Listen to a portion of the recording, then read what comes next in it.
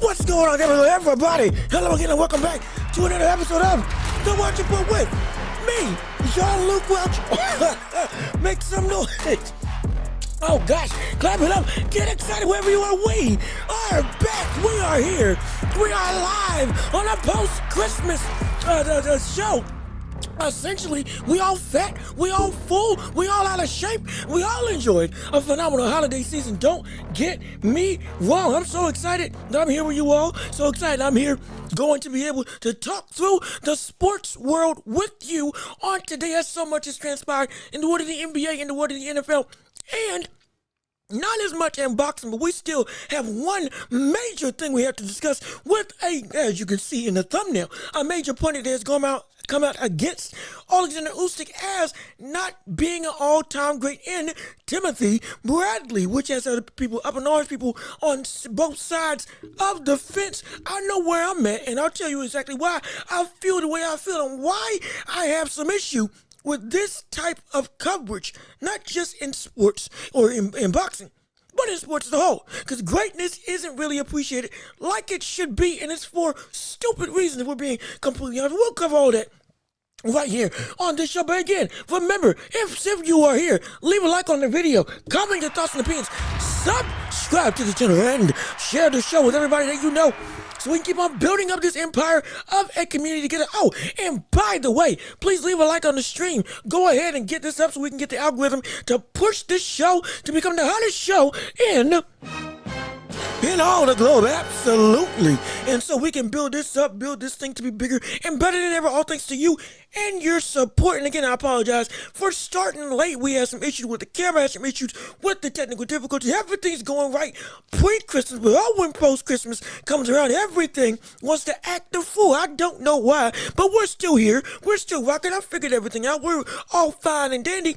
And we got a show to do. Yes, indeed. Oh, almost forgot. We're also available on every podcasting platform imaginable. And if we're not there, tell us and we will get there. Mark my words. You trust me. This is going to be a show you want to listen to over and over and over again. Spotify, Apple Podcasts, not Google Podcasts. I think they discontinued. But either way, regardless of which, you can find us anywhere and everywhere, as long as you want to find us. Absolutely. Rate us 5 stars there. Get our numbers up so we can keep on, again, growing as a brand and growing as a platform. With all that niceties out the way, all of the humdrum of self-promotion out the way, we got a show to do. And first and foremost, we're going to lead off with what we normally do. We're going to talk about boxing. Then we're going to talk about the NBA and Christmas Day. But we're going to talk about boxing first. And since we're talking about boxing, it is time now to step into the ring. That's right. Yes, sir. Ring the bell. Let's get it started. Round 1 of this show going underway, as we had to discuss in the aftermath of the, not even shocking, but of the dominant performance by Alexander Usyk, again, in a very competitive fight to win and reclaim the unified heavyweight championship of the world, or rather retain the unified heavyweight championship of the world against Tyson Fury, in a bout that has solidified him, in my mind, not just as the best heavyweight in the world outright, not just as the best heavyweight of this generation outright, but also as pound for pound the best in the world. Him at number one. There's only one. Alexander Usyk, the psychotic the psychotic serenity, the Ukrainian assassin, the Joker himself. Now I ain't talking about Nikola Jokic either. The Joker in Usyk is a man amongst men in this division. It is pound for pound for me the best boxer in the world as it stands today. But with all that being said, heaps of praise being jumped on him. The amount of gratitude and witnessing greatness that is being expressed by fans and the insanity that we are seeing from him in terms of his ability, or rather his accomplishments of what he's done. It is indeed phenomenal. Oh, don't get it twisted, absolutely. With all that said, we clap where clappers do. We give praise where praise. But with all that being said, the issue is now, on the back half of the end, now comes vitriol. Now comes legitimate ire. Now comes a real cause for pause for a lot of people to say, are we pushing this man too close to the sun for what his greatness is? And why do I say that? Well, like we said in the title, is Usyk really not an all-time great? Now, if we want to go by the likes of Timothy Bradley, well, then that would be a no. Absolutely not. We would say that this brother would not be an all-time great. And again, for those who are unaware of what's going on in the landscape of the boxing world, Timothy Bradley, Hall of Famer, a multi-time champion, one of the better fighters of his day, again got beaten. I think got robbed a win from Manny Pacquiao by Timothy Bradley, then went on and got beat by Pacquiao again, then got beat by Pacquiao again in dominating fashion in both instances, and still a phenomenal fighter. Don't get it twisted, one of the best of his time. That doesn't change the fact that at this stage, even with all the knowledge that he has, this is a very stupid thing to permit out of your mouth that he, in terms of Usyk, is not an all-time great. Absolutely. It boggles my mind that we continue to have, again, I'm not saying that I know more than him. I'm not saying that I'm at this high level of cachet. No, I understand where I'm at this point in time. That doesn't change the fact that we are looking to be as definitive and as reputable as possible right here on this show. And since we got to call out stupidity when it is in fact stupidity. And this, in terms of what we see with the likes of Timothy Bradley, is in fact, bear with me now, stupidity. Absolutely, ladies and gentlemen. Hey, look at this. We got the problems. We got a problem. We got the problems. We have a problem. And the problem is that we're looking at Usyk through a lens that is, to be perfectly frank, unbalanced and unfair. If we're going from the spectrum that he is not an all-time great. Now, why is that the case? Well, let's break it down, shall we? As we break down what Timothy Bradley said, well, to be perfectly frank, paraphrasing, of course, because again, the whole 15-minute video that he posted on his own YouTube, that you can go find for yourself, fact check what I'm saying, is there for you to see. I think it's wrong, but it's there for you to see. He goes and breaks down the fight, goes and breaks down all the other stuff. Gets to the big meat and potatoes. Is Usyk an all-time great? Timothy Bradley says no. Why does he say no? Well, because Usyk has not done enough.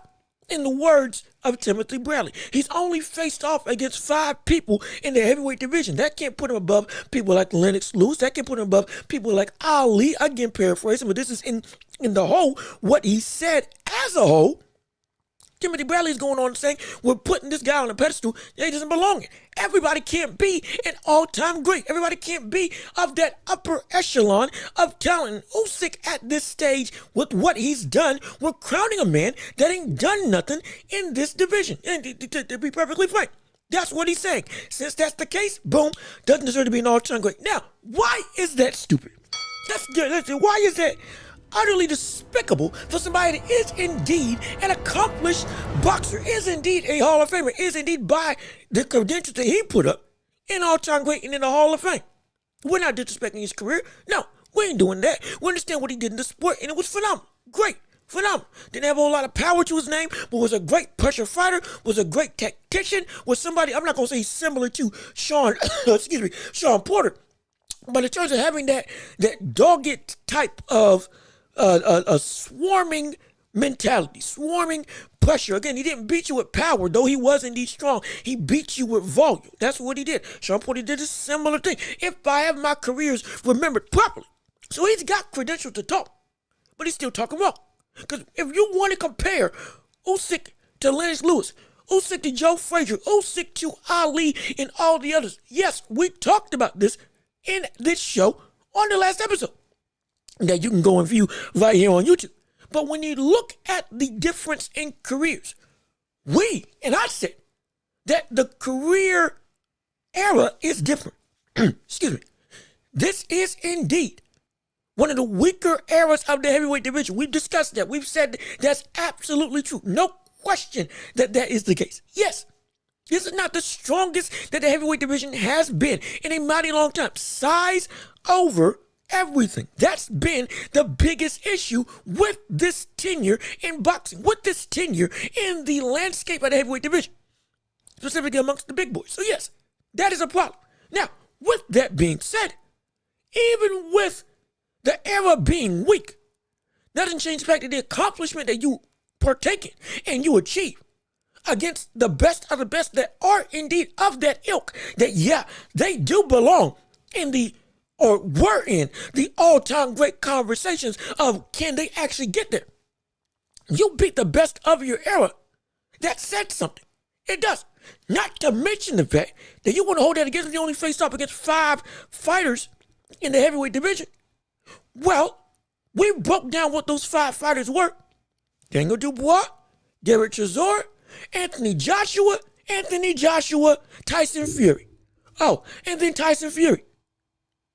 So, this brother, mind you, this isn't even going into the history that he had beforehand. This is a man in Usyk who cleaned out a very good cruiserweight division, undefeated. One of the most dominant cruiserweights we had ever seen since Evander Holyfield. Was the first undisputed cruiserweight champion since Evander Holyfield.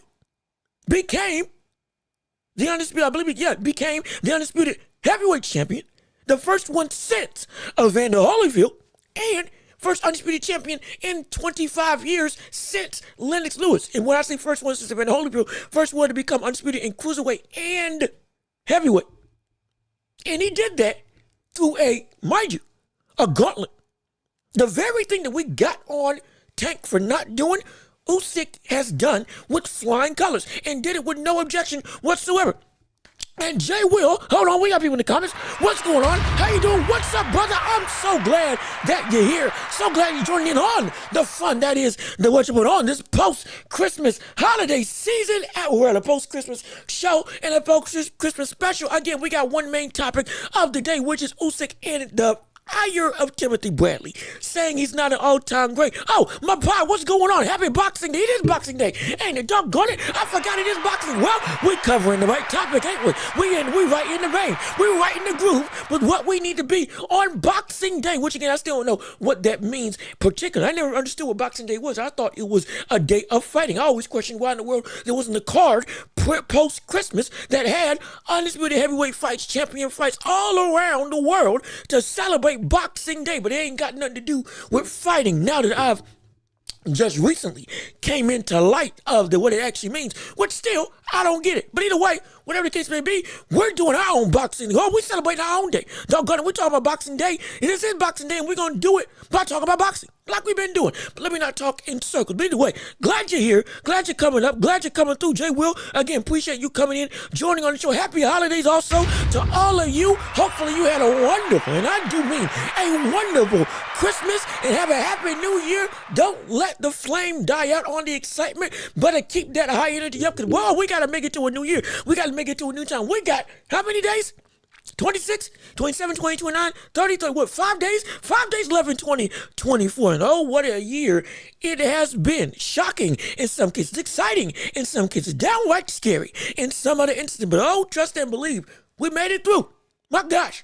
Somehow, some way, we made it through, and we're all excited about that. But we're going to end the year off strong with a doggone phenomenal show. And let's get back into what we talked about with Usyk being or not being an all-time great in the words of Timothy Bradley. Now, Jay, well, what do you have to say on this topic? Usyk is an all-time great fighter, but I don't have him top 10 heavyweights ever. And that is perfectly fine. We talked about this on the show. In fact, my pie, you were here also on the show. We talked about this as well. We talked about this. It's completely understood. He doesn't have to be in the top 10. An all-time great. See, here's the thing. In fact, actually, let me hold that thought. I'm going to explain why he's an all-time great, even though he's not in the top 10. But let's keep on track real quick with dissecting Timothy Bradley. Now, we talked about how first undisputed champion since Lennox Lewis, first undisputed and cruiserweight champion since Evander Holyfield, and one of the most dominant cruiserweight champions that we have seen in history again since Evander Holyfield. And to be able to move up and dominate, and again, doing what Tank didn't do, and following in the footsteps, especially at an advanced stage, of what we see Noya Inoue do, which is you dominate the division, you clean it out, and then you move up, and you immediately challenge the best of the best. You take one quote-unquote tune-up fight, one fight to get comfortable, and then after that, it's going through the gauntlet of the heavyweight division. So within 5 or less fights, or maybe 5 and or 6 fights in a new division, you go from cruiserweight champion to unified heavyweight champion to undisputed heavyweight champion and lineal heavyweight champion while going through the gauntlet of the best in the world at the division. And here's the thing, like we just said, the heavyweight division is not strong. No, it's not. We get that. But like the Nets, excuse me. My apology. Hold on. I had this drink in my hand, and I ain't even drinking. Excuse me for one moment. Hold on one second. Ooh. Yeah, that's still some good eggnog. Oh, yeah, we still celebrating the season. We still got seasonal goods. We still got food. I got to eat ham, turkey, macaroni, good macaroni. My gosh, that was some phenomenal macaroni that we had down here in North Carolina. My mom is a phenomenal cook, absolutely. And I tell you this right now, that refrigerator is going to be cleaned out before New Year's comes around. Mark my words. If I got anything to say about it, I'm trying to bulk up and gain some weight anyway, if you know what I mean. But either way, as we continue on the topic, when it comes to Usyk, he did what Inoue did, and did it in phenomenal fashion. Absolutely phenomenal fashion. And we're looking at a man who has indeed taken on every test. And like the Nets in the NBA, when it was KD, Kyrie, and James Harden, or even now, excuse me, when it comes to the Suns, Bradley Beal, Devin Booker, and Kevin Durant, it's a top-heavy squad. It's a top-heavy team. It's a top-heavy organization that outside of those great top starters, the bench ain't all that great. They're looking for help. They're looking for talent. Everything else ain't there. It's not. Wasn't there on the Nets? Isn't there as much on the Suns? They're a little more bolstered out. But they're a top-heavy team. This is a top-heavy division. But that doesn't change the fact that the top of the division is good. It's good. Especially for a cruiserweight moving up to heavyweight, it's good. There's no question that it is good. From Wilder to Zhang, from Wilder to Jean to Joseph Parker, all the way up to AJ, Fury, Dubois. That's 6. And Wilder got beat. He eroded out because of his own lack of talent, or rather, own lack of being able to adapt to actually gain some fundamentals. That's on him. That is on him. But the whole of the division, it is incredibly top heavy. But you go and you face off against the best of the best within 6 fights. You beat Dubois. Knock him out. He goes on to become a champion after you beat him. You beat AJ, who was on the comeback trail. You beat AJ again, who again was still on the comeback trail. You go through and then face off against Tyson Fury, who was avoiding it, who was also being talked about. Mind you, let's not forget, people were talking about Tyson Fury as is he one of the greatest of all time. People were talking about Tyson Fury, especially after the Wilder trilogy. Is this brother one of the greatest heavyweights that we've seen? Could anybody beat him? Could Ali beat him? Could George Foreman beat him at 6'7", 6'9", 270, 282? Could anybody beat somebody this big that can move around as well as have power? And at this side, we're looking at all of these conversations. We're going around Tyson Fury. Before Tyson Fury had faced off against Anthony Joshua. Before Tyson Fury had faced off against Usyk. Tyson Fury hadn't fought against as many people as we had seen Usyk go through in such a quick fashion. And we were talking about Tyson Fury as, is this brother one of the greatest heavyweights ever? So, why is it that that is okay, but this isn't? Why is it that that's fine, but this isn't? Why is it that Fury can be talked about or have those conversations and it's okay to say this brother is he at that threshold yet?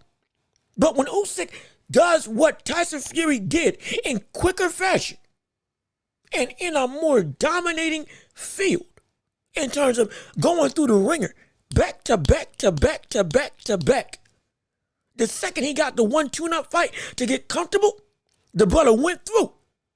How in the world is it that is not out the question to be called one of the greatest if we're taking what you did at cruiserweight, following in the footsteps of somebody like Evander Holyfield, and you go through and you fight against the best of that era immediately, and then you're successful? That's stupid to go against it. That's preposterous to go against it. Not to mention, he brought up the likes of, he's not a Mike Tyson, he's not a Lennox Lewis in terms of Timothy Bradley going against Usyk, saying he's not an all-time great.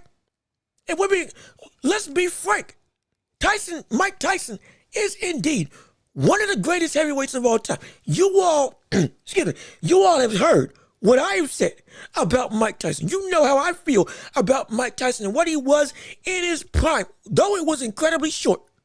If that prime had been able to elongate and custom out or didn't die, and or Don King didn't get his hands on Tyson and rip away Kevin Rooney and the rest of the management and team around Tyson that was, one, had worked with Custom Auto directly, and two, was also a direct family line, quote unquote, to keep Tyson in check.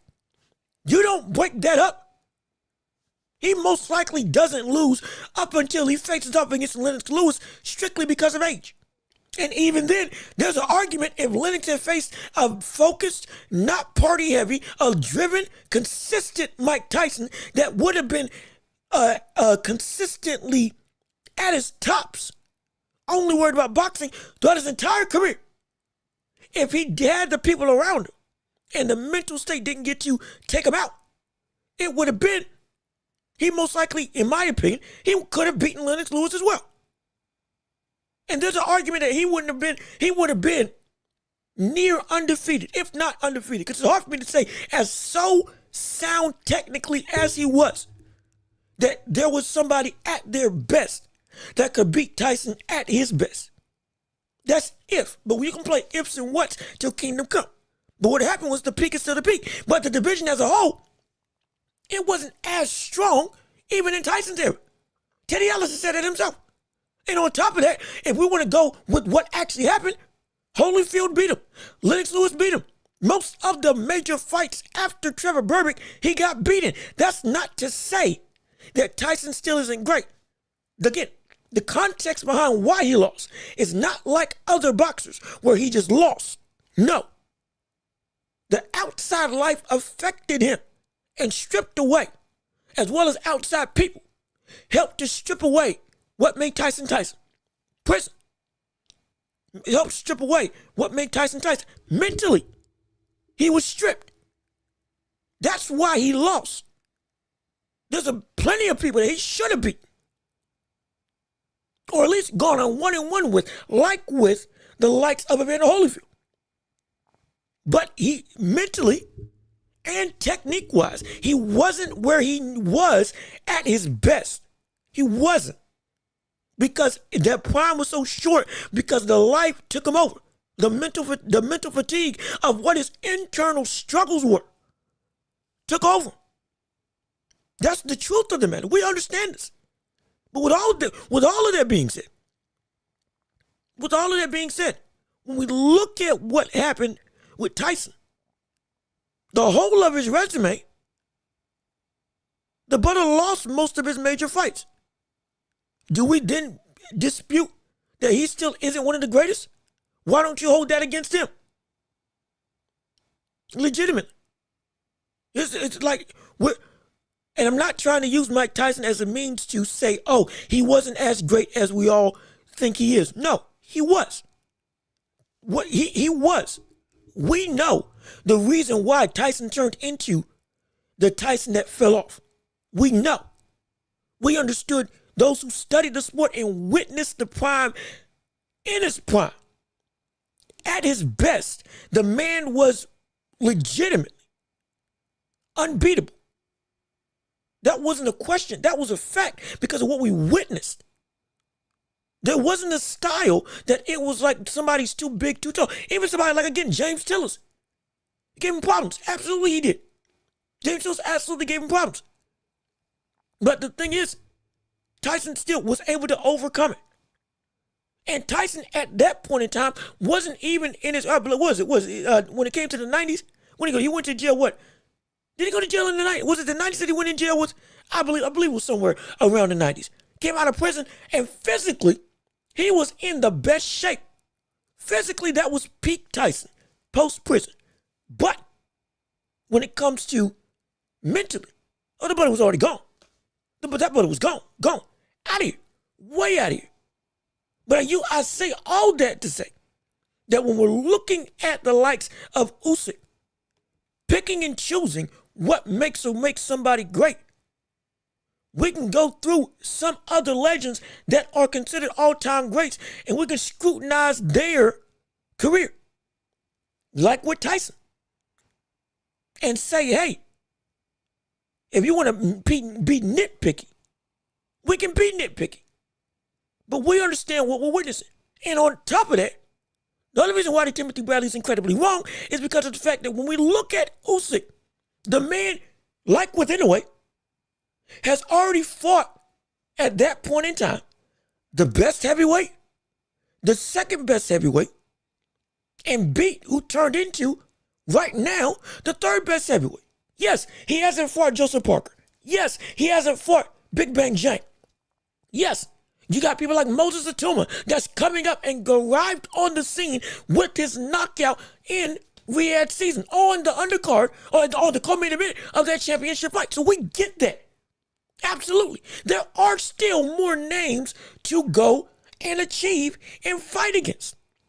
But everything that we wanted from Usyk, he did. This is a completely different situation from everybody else that we have an issue with. He went, cleaned out, and then got to the top and cleaned out. And not only cleaned him out, he beat the best in the division twice, multiple times. Each time, either as or more definitively than the first time around. That's what we're witnessing. And if we're going to say that Tyson Fury beating him all of a sudden just makes his career, in the eyes of Timoty Bradley, it's still not enough, on top of what he's accomplished at cruiserweight, one of the biggest reasons why we have Holyfield as one of the best heavyweights ever is not just because of what he did at heavyweight. It's the fact that he came up from cruiserweight, dominated from cruiserweight, and came up to a bigger division and took on and beat the likes of even an old George Foreman. Went up and took on people like Riddick Bowe. Rematch Riddick Bowe. For the trilogy with Riddick Bowe. He had phenomenal fights all throughout his tenure. Usyk, up until this point, has done the exact same thing. Again, the breadth of talent is not as condensed, or rather not as widespread, rather, in the heavyweight division, as it was during Holyfield's time. Understandable. But that doesn't change the fact that if he beat the best of this time in such a dominating fashion as a heavyweight, that what this era lacked in technique on the whole, it made up for it with lumbering size. One of the biggest reasons why this era of heavyweights still is seen as exciting, though it is not nearly what it should be, is due to the fact that when we look at it, everybody's so big. Everybody's so big. You just saw what happened with a slick, smaller fighter in Jared Anderson. The bully got ran over by Bacoli. He got ran over by Bacoli. Just done away with by Martin Bacoli. And he was supposed to be what we see Usyk as now, as this is going to be the next face of this division. Smaller, slick, fast, all that stuff, and got destroyed. Destroyed. Now, Bacoli isn't just a lacking in technical ability. He's got some hand speed. He's got some George Foreman-esque qualities. I'm not saying he's George Foreman at all in the slightest. I'm saying esque, like, similar to. There's a little bit of a semblance between the way that they fight.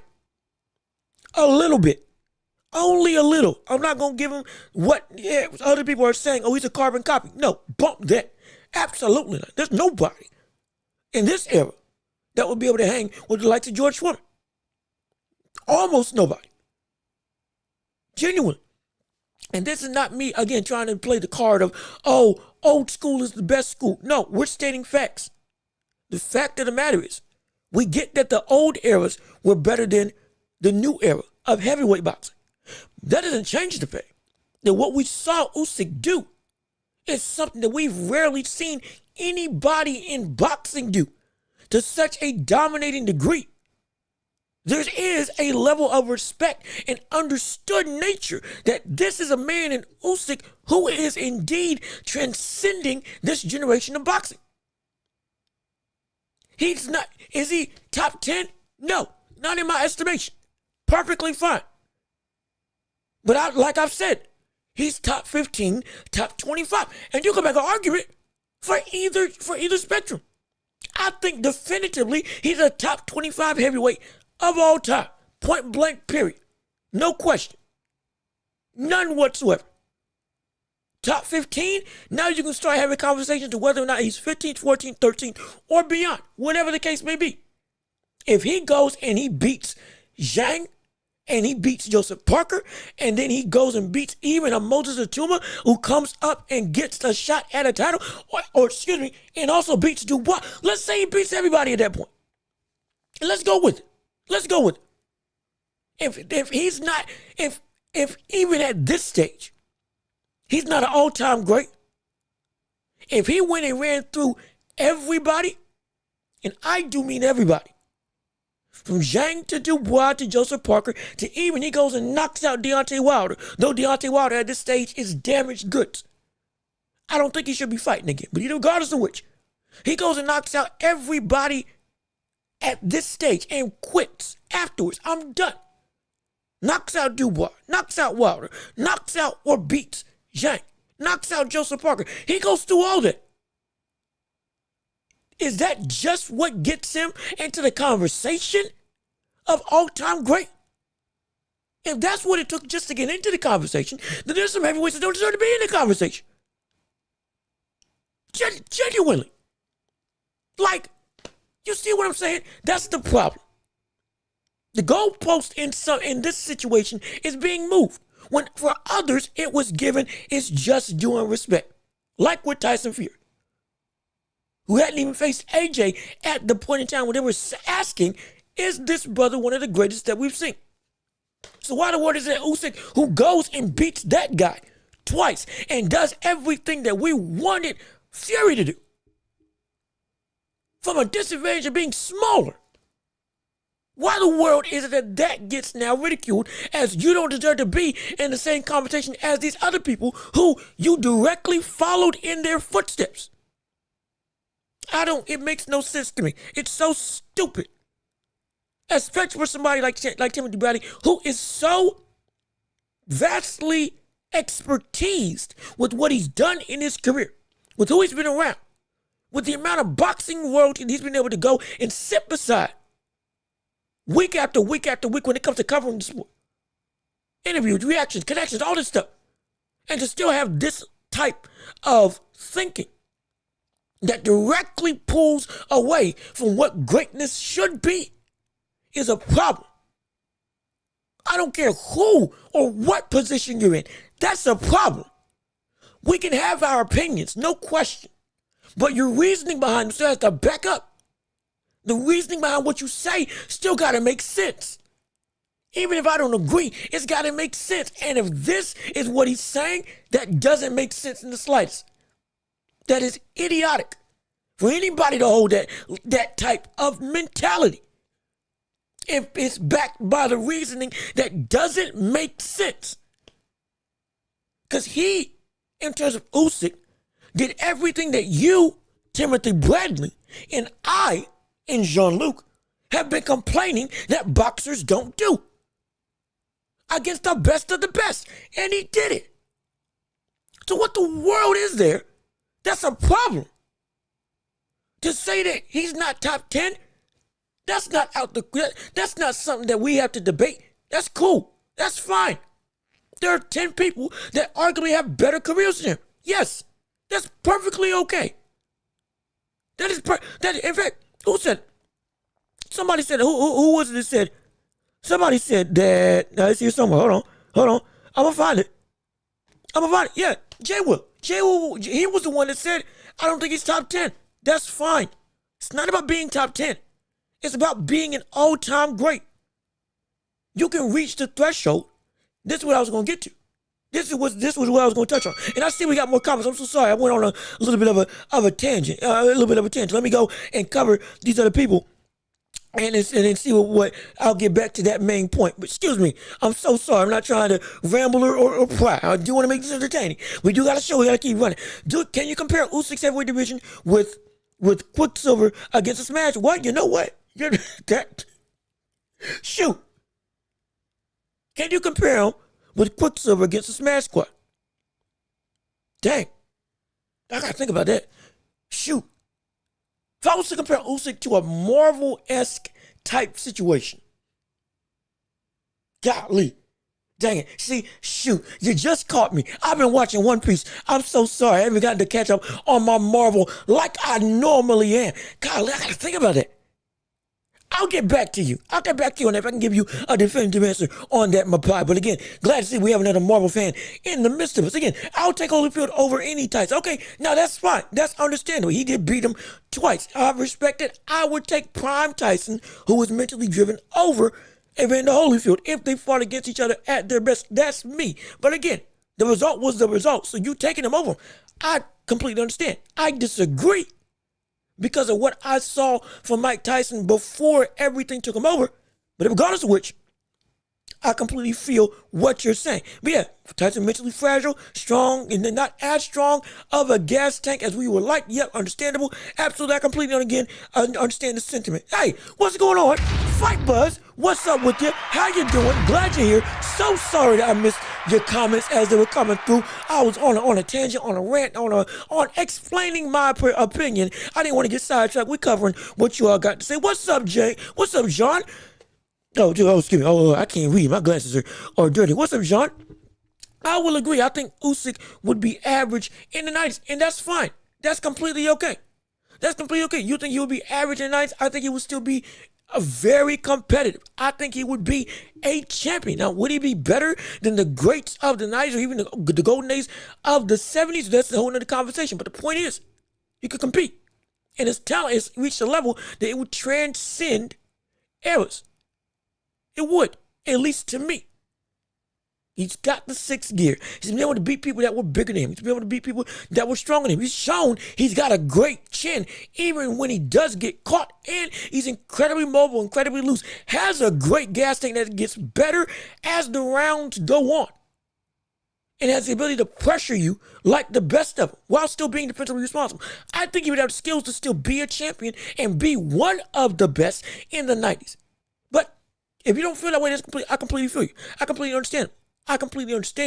Excuse me. But the argument is, does he belong in the all-time great conversation, regardless of where or how you would think he would be able to compete? Don't got to be high. It don't got to be top 10. No. It don't even have to be top 15. No. But in terms of that all-time great threshold, I think that he's there. If you don't, that's fine. The issue is with Timothy Bradley using the criteria that doesn't match up with what he says he wants all-time greats to do. If Usyk did that, and now you're saying he hasn't done anything yet, only beat two guys. No, he beat Tyson Fury twice and AJ twice. And then beat Dubois, who turned into a champion. So it's like everything, context surrounding all of the wins on top of what you were saying about Tyson Fury, or what the public was trying to perpetuate about Tyson Fury as a widely at least acknowledged opportunity that Fury could be seen as one of the best of all time, and you soundly beat him 2 times, why is it that now that same moniker is now not allowed to be placed on you? For no good reason. It should be. For me, it should be. Again, I'm not the end all be all, but I think it should be. Usyk looks good. Still has form and gradually polymorphing into a fully fledged heavyweight. I think he's already is a fully fledged heavyweight at this stage. And again, great use of the word polymorphing. Hey, hold on. I'm telling you, we got another vernacular expertise up in here. But either way, the man is indeed now a comfortable heavyweight, a dominant heavyweight. Came in at 226. That's the same weight Mike Tyson came in for the fight with Jake Paul. And Tyson looked ripped, massive, incredible. Getting shorter frame, same weight, looked incredibly stocky. Usyk looks big, but doesn't look too big, looks comfortable, has retained everything about him. It's indeed great. It's indeed phenomenal. No question about it. This is a man that is a heavyweight. I think we can take the gradually out of it. I think we can take the process. I think is complete. Especially after what he's done 2 times. Yeah, I think he's a full-fledged heavyweight at this stage for me. And Justin, what's going on? I did not forget about you. Going through and reading the stuff, my apologies. But yeah, no, I'm glad you're here. Glad you're live. Glad you're here waiting for, or rather listening to, the Watch Up with me, John Welch. And please, quick promotional appeal. Please leave a like on the stream. If you would, help share the show, bolster it up to reach the heights that we all want it to be, which is one of the best shows and the hottest shows in all the globe, right here on YouTube and every podcasting platform imaginable, thanks to you and your support. So I appreciate you all taking your time out during this post-Christmas holiday season to spend your day with me as we got some more stuff to discuss in the world of boxing and sports as a whole. But last thing when it comes to Usyk. As Usyk is seen as disputably or all-time great or not all-time great, the question for me really comes down to now, how far do you think he can go? Let's ask it. How far do we think Usyk can actually get to in this tenure of his career? He just reached the peak. This is the highest. This is phenomenal. He completely outclassed Fury. Potentially will retire Fury if we see Fury retire and say, this is my last fight. Boom. He beat AJ definitively. Knocked out Daniel Dubois. The biggest, how do we say, threat to him now is either a rematch with Dubois or, in my opinion, Big Bang Jang. Genuine. But let's see what you had to say. Fight the winner of Parker versus Dubois. Yep. In fact, that's exactly what's being put in place. I believe it is Parker beating Zhang. Got an opportunity to fight for the IBF title.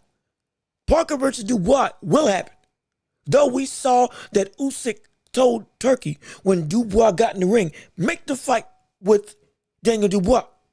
And let's make it happen. And he shook on. Understand. But if we have the politics of boxing be what they are, and they already placed stipulations of what is already to come, then it would be Parker versus Dubois. That's happening. And then boom, winner of that goes and fights Usyk. Now, who's going to win that fight? That's going to be a hotly contested. Excuse me, that's going to be a hotly contested thing. And I think Dubois wins that fight. Truly, I do. This Dubois beats Joseph Parker. I think this Dubois knocks down Joseph Parker. But unlike Big Bang Jang, Dubois actually gets it done and knocks him out due to the fact that he won't gas out like Jang. He won't get tired like Jang. He's got the power to put him down. Absolutely. Now he's got the mental fortitude and the willing toughness. That's the specific thing. The willing toughness to be able to withstand whatever Joseph Parker throws at him. With that speed that I know will give Dubois some trouble early on. I promise you that. I promise you, early on, we're going to see Parker win because of that speed and that explosiveness that he showed against Wilder. Though Dubois at this stage is a league's better fighter than what we see Wilder currently. It's still going to be. Dubois isn't a great defensive fighter. That's not where he blows his metal. That's not where he shows his true worth. But you know, it is aggression, and it is going and being able to catch you and essentially outwill you. I'm going to have my way with you regardless of what you do. That type of thinking, that type of mentality, that type of desire drives his fighting style now, which is great. He knows what he wants, and he wants to get it done. With Joseph Parker, I think we're going to see that same thing.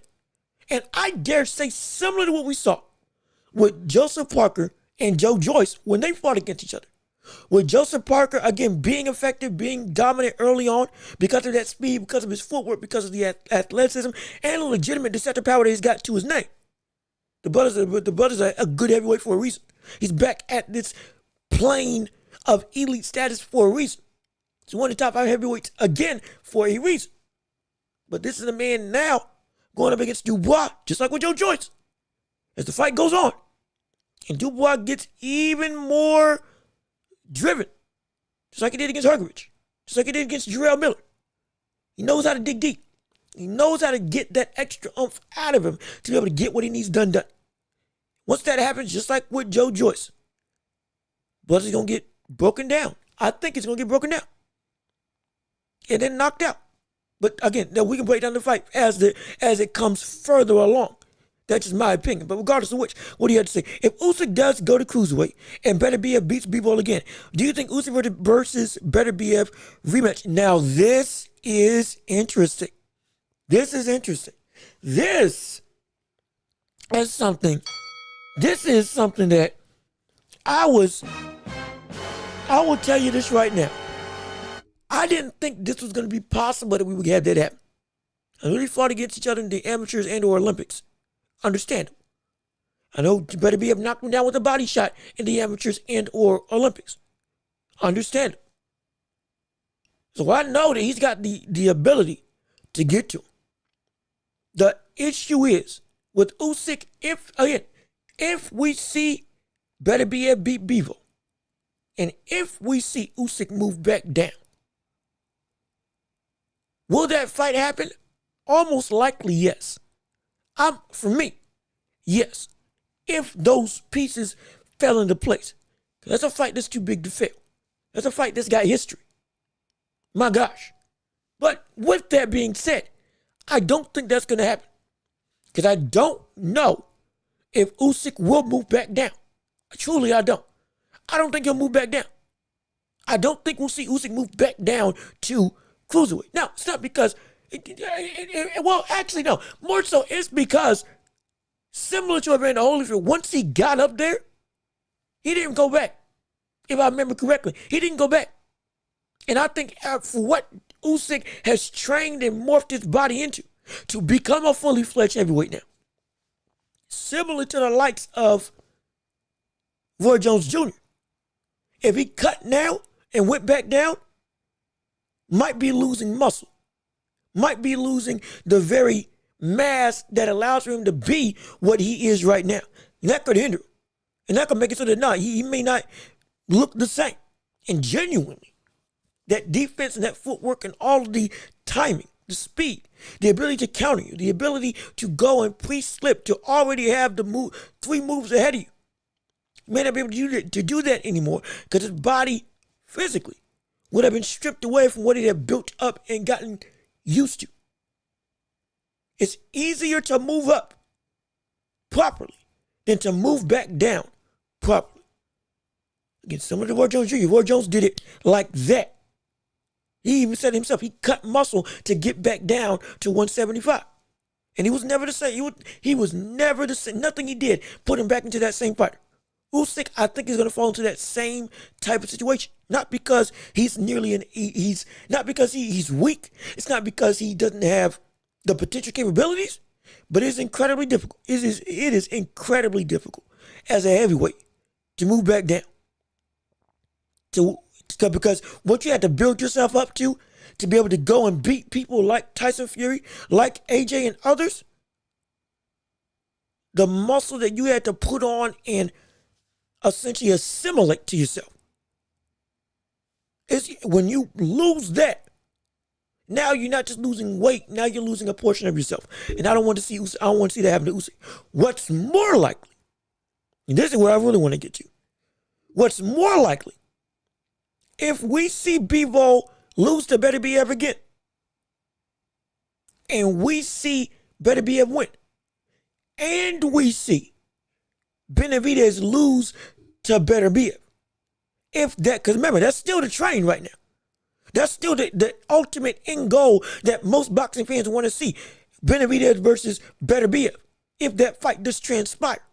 If we got to see if Benavidez goes and gets away or beats David Morrell, which is looking to knock him out. But either way, if that does happen, all the stars align, and he takes on Benavidez after beating Bivol again, I could see him trying to move up.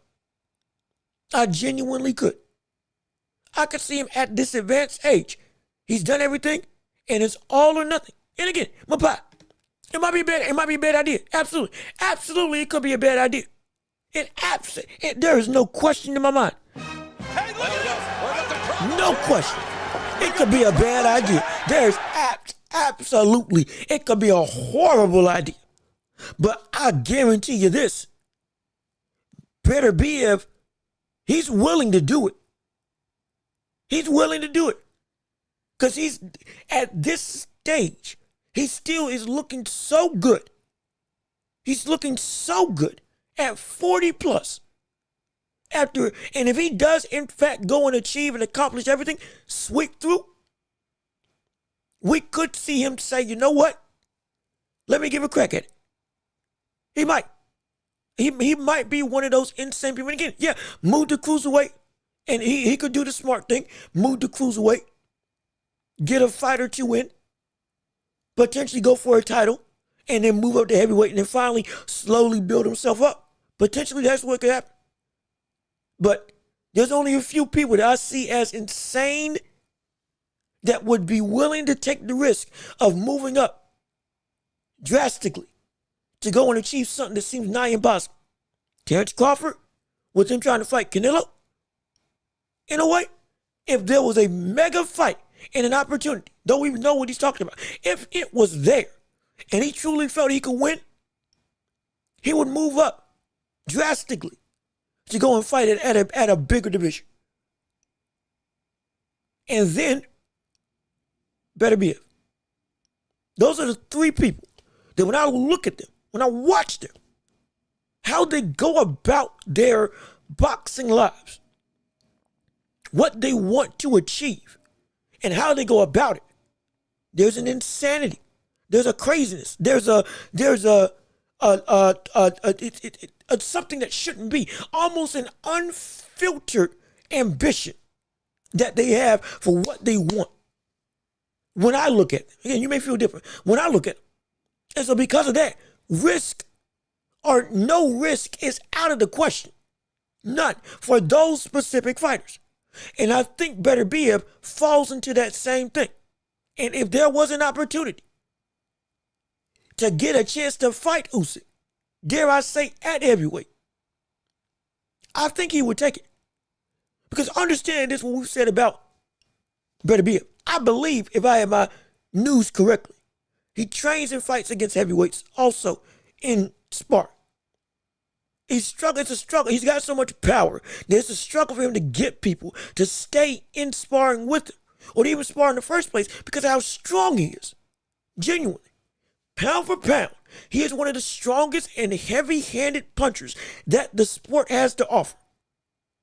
There is, pound for pound, he could arguably wobble anybody or hurt anybody in any division, including heavyweight, if he lands flush. We know what the stamina brings that he has. We know what type of chin he's got on him. We understand this. Again, it's crazy. We get it. It's almost inconceivable to think that this is a route that should even be mentioned on the side of Beterbiev. But it's not a route that is impossible. Nor is it a route that if the people called for it, that he wouldn't be willing to take. Again, the more likely thing, he moves up to cruiserweight and then moves up to heavyweight afterwards, slowly inclining himself up. But at the same time, we don't know how long Usyk has in the sport. Usyk's 37, 38 years old, just about. He ain't no spring chicken. The brother got a family, but he loves this. Don't get it wrong. He loves boxing. He loves the sport. He loves everything about this sport. But at the same vein, we're looking at a man who, Father Time, is undefeated, even for the likes of somebody like a LeBron, for the likes of somebody like a Terrence Crawford. We've seen anomalies, even for the likes of somebody like a Arthur Beterbiev, across sports and across time. Time has yet to lose yet. We've had some anomalies. Manny Pacquiao almost beat Time. He almost did it. Brother almost did it up until Time ripped away from him when he fought against Ugas, and his legs just stopped working completely. He threw 800 punches that same fight, but the brother could not move a lick. He said himself, my legs just left me. That was it. He almost beat Time. Larry Holmes was dominant nearly to the end of his career. He almost beat Time. But if Time eventually caught up with him, and then boom, got knocked out by Mike Tyson. We know what Time always will do. Ali was beating Time up until he couldn't beat Time. Even when Ali was a different boxer entirely after coming from the wrongful banning from the war, from him not fighting in the war, he still adapted and was able to last as long as he could up until he couldn't last anymore. And Father Time got him. That's what we see when it comes to Time. And with Usyk, the brother, he still is elite. He still looks great. He still looks like he can beat everybody in the heavyweight division. Absolutely. But how long is he going to stay? I don't know. And because of that, if we do want to see that fight happen, sooner rather than later, we may have to see Beterbiev fast track his way up. If we want to see the best version of Usyk go up against as close to the best version of Beterbiev, rather than Usyk coming back down and potentially stripping away the muscle that he packed on and that he's now assimilated to himself and look like another Roy Jones Jr. post heavyweight division when he moved back down, never the same. If we want to see the best matchup possible, the best track to see would be Beterbiev moving up to heavyweight, potentially from light heavyweight. Potentially. It's not something that I want to say, oh, it has to happen. It's not that I say needs to happen. But if we want to see it happen in a timely manner, that may be the best thing to at least look as this is an option that can transpire. It's crazy. It's insane. It's stupid. But if anybody was going to do it, it would be Beterbiev. If anybody had the ability to do it, of all the people that, again, there's very few that can make that big of a jump and still beat themselves and still be competitive, it would be somebody like a Beterbiev. For me. Again, I'm not saying I'm the end-all be-all. It's just my opinion. It's just my thoughts. You may think I'm crazy. Absolutely. You could agree. I don't know. But we are still, we're trying to gauge what he could be. And if we do want to see that fight in a timely manner, that they're both at least close to as best as they can be, facing off against each other. It wouldn't be Usyk coming down to cruiserweight and then Kevin a fight there. For me, it would be Beterbiev moving up to heavyweight and having a fight there. That's what I would, if I was to see something like that. That would be the route to keep both as much in their physical capabilities as possible without somebody losing something that makes the fight a completely different fight than what we initially thought it was going to be. For me, that's what I would do. I know Better has a Canadian passport, but he's still presenting, he's still presenting belligerent in Ukrainian mind. Am I saying that right? Belligerent? I think it's belligerent. Yeah, belligerent in Ukrainian mind. Usually organizers try to avoid such sporting risks. Maybe so. And again, the business of boxing, that's a whole nother facet. That there are people that can understand why exactly this would be a difficult fight to put together from a background standpoint. I'm not the guy for you in that regard. With respect, I wish and I'm working to get there. I'm still trying to learn everything. But on this, I can't speak on as much as to why, or rather if this is indeed absolutely right or not. What I will say, instances like this have conspired to make it so that it is hard to make these types of fights. Hopefully, that doesn't impede whatever way that fight comes about if it becomes available.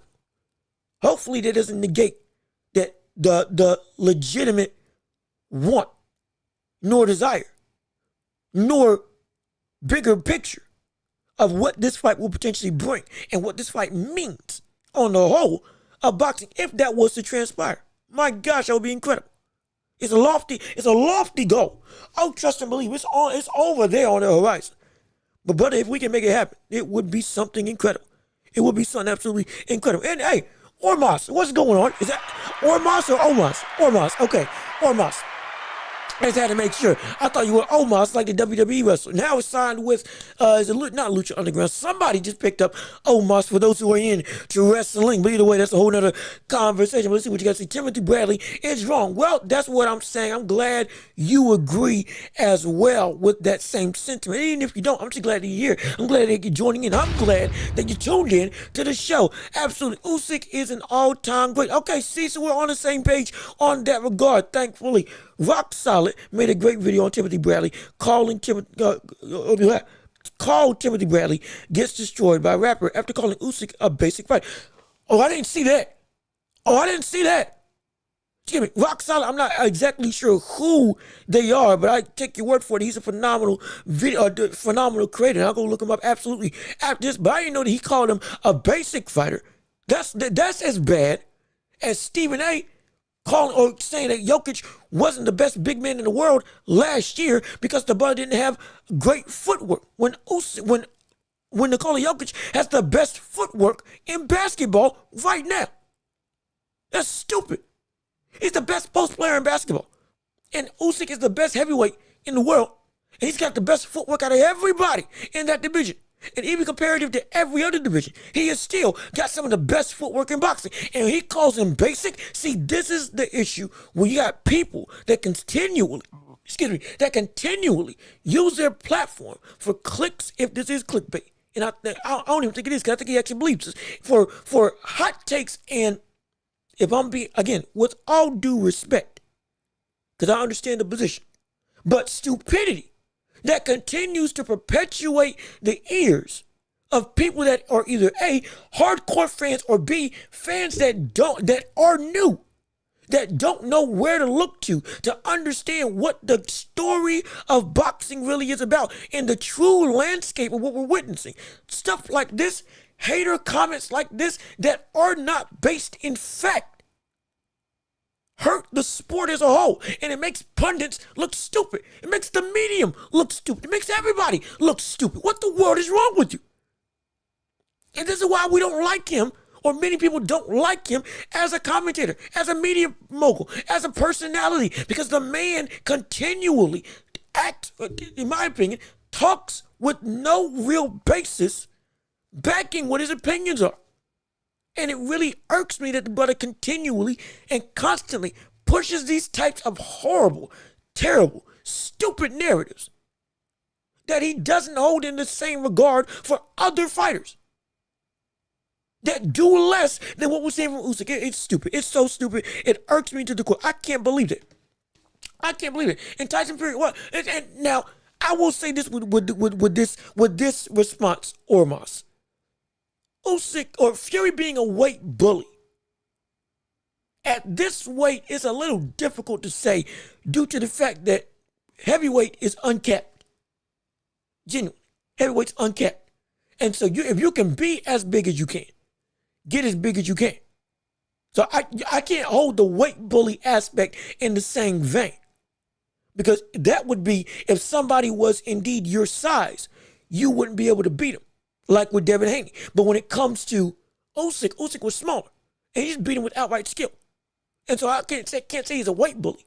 I will say that it's been rare that we've seen somebody at that size be able to use the size to such a dominant degree.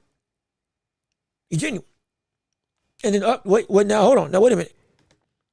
I was well, now, see, when you bring that up now, okay, maybe there is some truth to that. Maybe there's some truth to the fact that Tyson Fury is a weight, but because he did face off against Ngannou.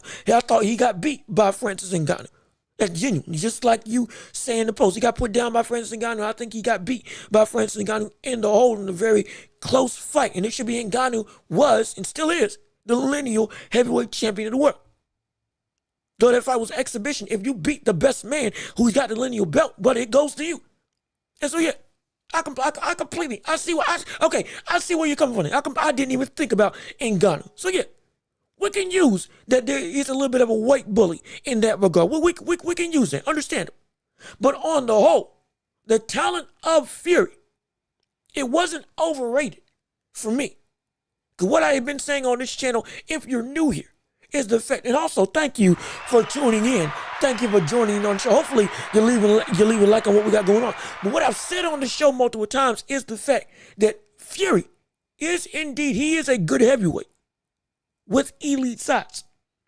So the talent is good, but the size is elite. Now normally that elite size isn't backed by good and or elite talent. And so it is indeed the size the only thing that makes it happen. With Fury, you can make an argument that with Ngannou, he wasn't as focused as he should have been in any way, shape, or form. The brother came in, even by his own standards, out of shape, overweight, and indeed did not take the fight seriously. You saw when he stepped in the ring versus when he fought against Usyk, that Tyson Fury mops the floor with Ngannou. Like there was a distinct difference. So we got confirmation that yes, that Tyson Fury then got, in my opinion, beat by the bigger man. But also that Tyson Fury wasn't fighting like we know Tyson Fury can fight because he wasn't taking the fight seriously. And he put himself in that position. That's still on him. Don't get it twisted. That's not an excuse to say that what happened didn't happen. No, that's still on you. Your body needs to show up every time you get in the ring, regardless of who you're facing off against. That is the mark of a fighter. That's what you have to hold your own. That's your own standard that you got to go and face off against. That's your own standard you got to hold and keep yourself at. That's on you and nobody else. If you don't show up prepared, that's your fault. So we're not making excuses. We're not. But genuinely, with the context surrounding what we saw after that fight against Usyk specifically, okay, we see that Tyson Fury was not prepared at all, did not train at all for Ngannou. This Fury, who did train, who was keeping the same regimen that he kept, if not even more so, fervently for all of his other career against Usyk. This Fury, yeah, there's no contest. There isn't. This Fury, there isn't a contest against Ngannou. For me, based on what I saw with this one. But you can make an argument, yeah, weight has been a big differentiating factor. But also, the man naturally is that big, and the talent is indeed there. And so, it's like, how do we say this? Normal use of weight bully, like with Devin Haney, you can balloon back up well above where you're supposed to be. Hence, you're able to do stuff against people that, even though it may seem like you ain't got no power, you're bigger than them, you can be stronger than them, and you can rehydrate more to be able to reach a threshold that physically the other opponent just isn't at. You're fighting at 160 when you're supposed to be fighting at 140 on the night of the fight. That's a weight bully in the most basic sense.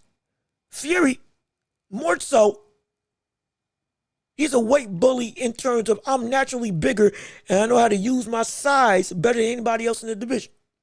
Understandable. So from that perspective, yes. But this is not a negative context in that situation because of the division. Now it's more so a legitimate tactic because everybody can get as big as they need to be for whatever fits, whatever they're trying to do. And it is okay. So for that, that's where both are true. Or the word is true, weight bully. But the context surrounding it for me it sits a little bit differently, if that makes sense. Hopefully I'm not Hopefully I'm making sense as to why my reasoning is my reason. But let's see. Since Pacquiao and Mayweather, do you have Usyk, Canelo, or Bud as the best fighter of this era? Now,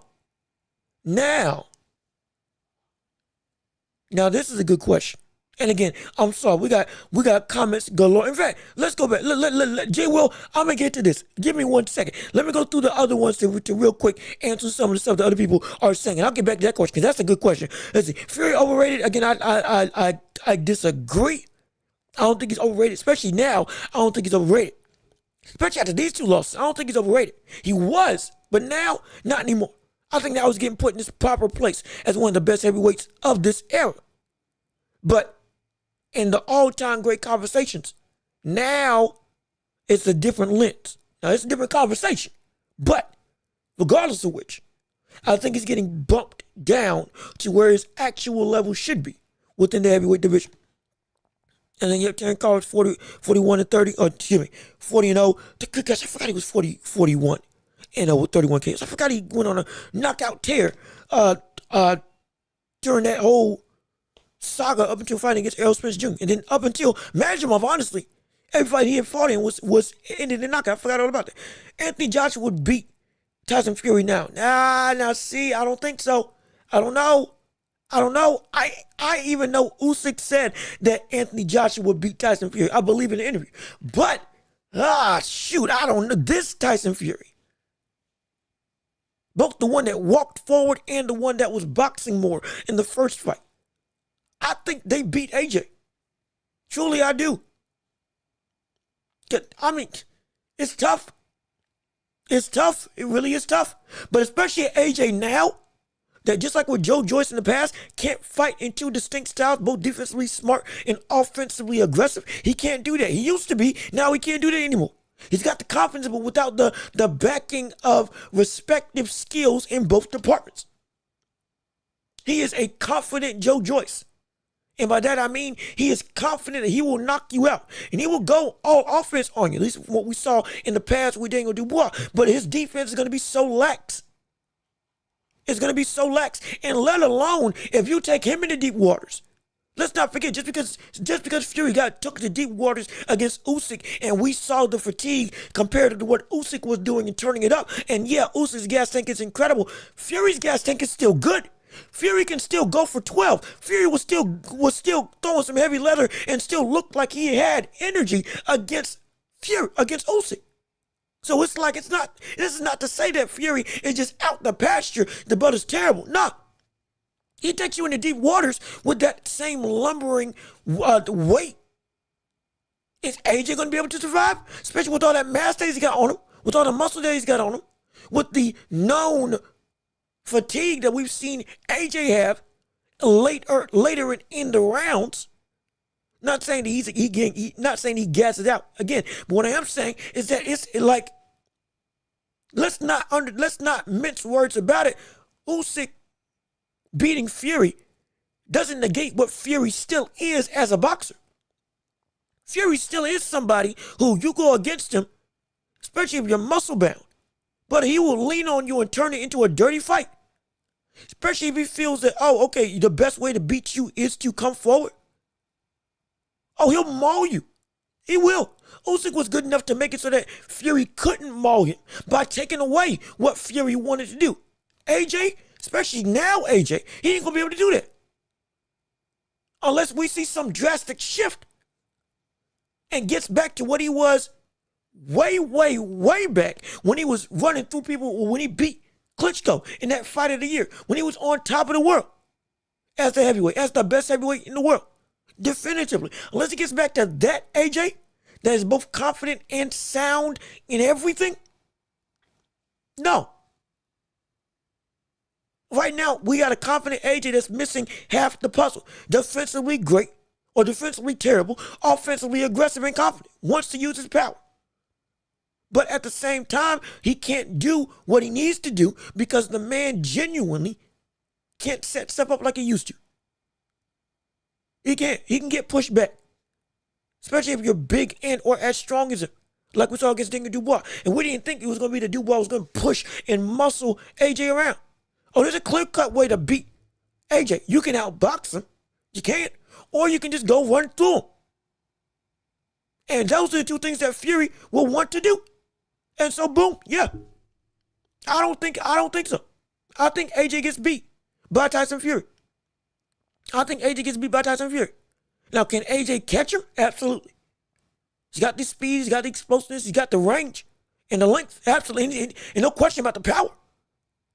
Though, will he be able to keep him down? I don't know. Because even Wilder couldn't keep that brother down. My gosh, he couldn't keep that brother down. So, no, I don't know. But I do know he'll be able to hurt him.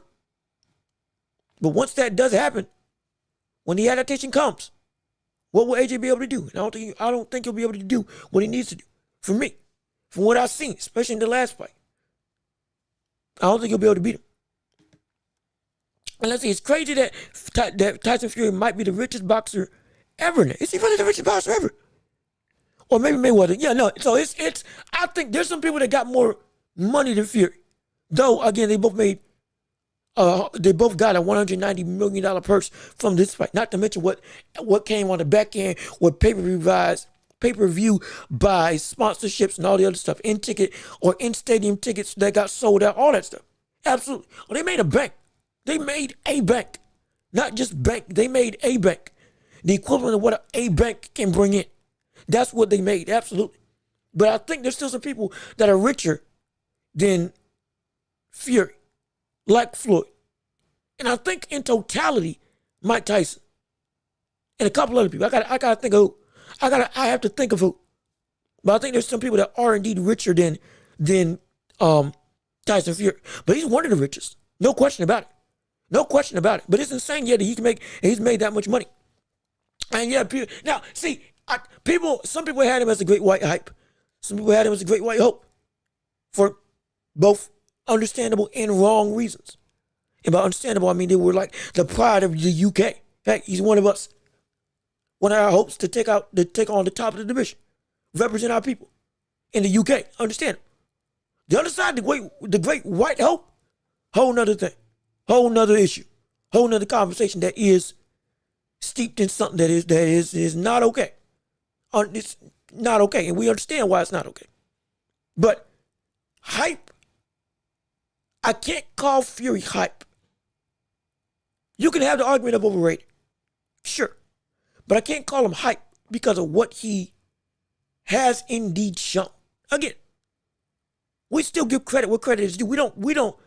We put everything in its proper context, but at the same time, we give that context the praise that it's deserved.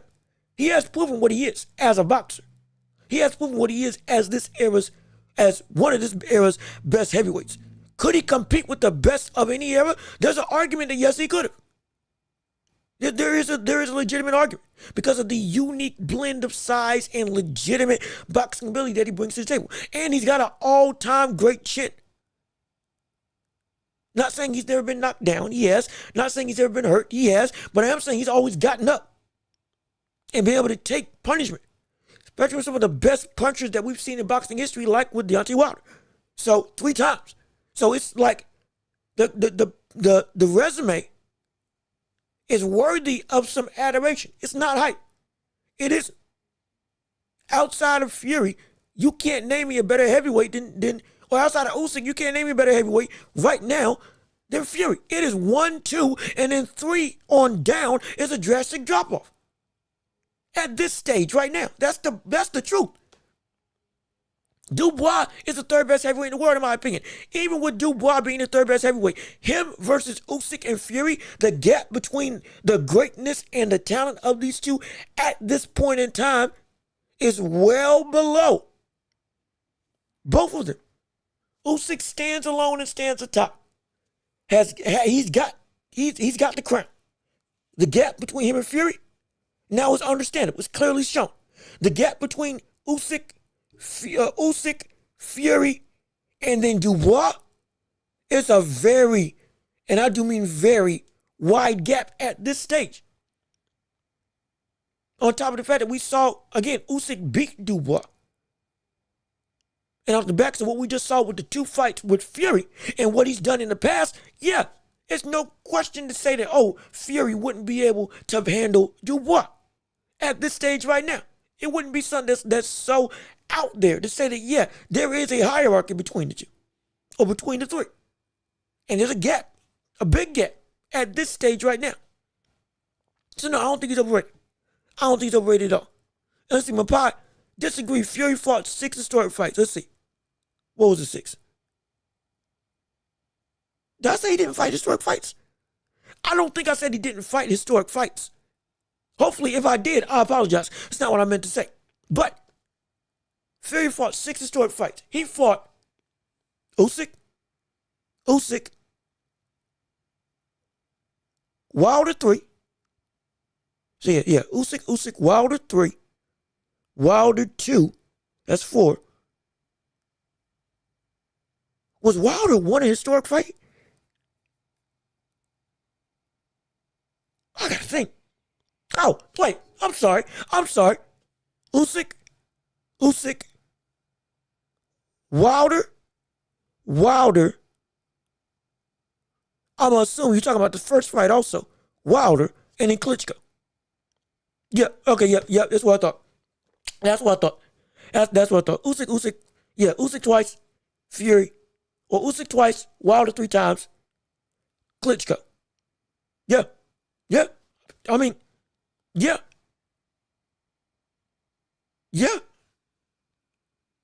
Shoot. Good. Now, the only thing was the first fight historic because of the fact that it was a draw. Well, not just because it was a draw, but the fight. Actually, no, I'm stupid. No, it was historic. That's the fight. He got knocked down and we thought he was done. And then he got back up because nobody had been able to beat or face or get up from Wilder. And he did. Yeah, that's stupid. Yeah, I'm stupid. Yeah, you're right. Yeah, he did fight six historic fights. No question. Ended the decade reign of Klitschko, faced off and beat or got up versus the greatest right hand we had seen in boxing. Then afterwards, knocked out the boogeyman of the heavyweight division, take the belt from Wilder. Then the greatest modern day heavyweight fight we had seen of this era. Period. If you want to argue that the Usyk Fury fights, these Usyk Fury 1 or 2, was on par, if not better, you can have the argument. But for me, the fight, as a fight, was Fury and Wilder as the best modern day fight in heavyweight history that I witnessed. Because the amount of back and forth still being a threat, both of them were gassed, both of them were tired. Literally, it was just about grit and determination. And Wilder would not stop, would not quit. Fury got caught, got hurt, got rocked, got put down, and then seemingly could not put Wilder away regardless of what he did afterwards. And Wilder still coming back as a legitimate threat with shots that still had steam on him and was still dangerous. Oh gosh, just a Rocky movie. That's what it was. An outright Rocky movie. No question. And so yeah, no, you're right. So yeah, he did have 6 historic fights. My apologies on that for the conversation. But now we had somebody. Where is that? Where is it? Here we go. Jay Will. Now we can answer your question. Since Pacquiao and Mayweather, do you have Usyk or Canelo or Bud as the best fighter of the era?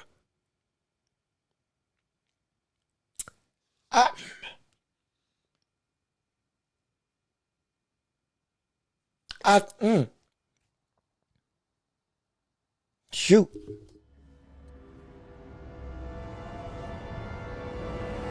Let me think for a moment. Usyk, Canelo, or Bud?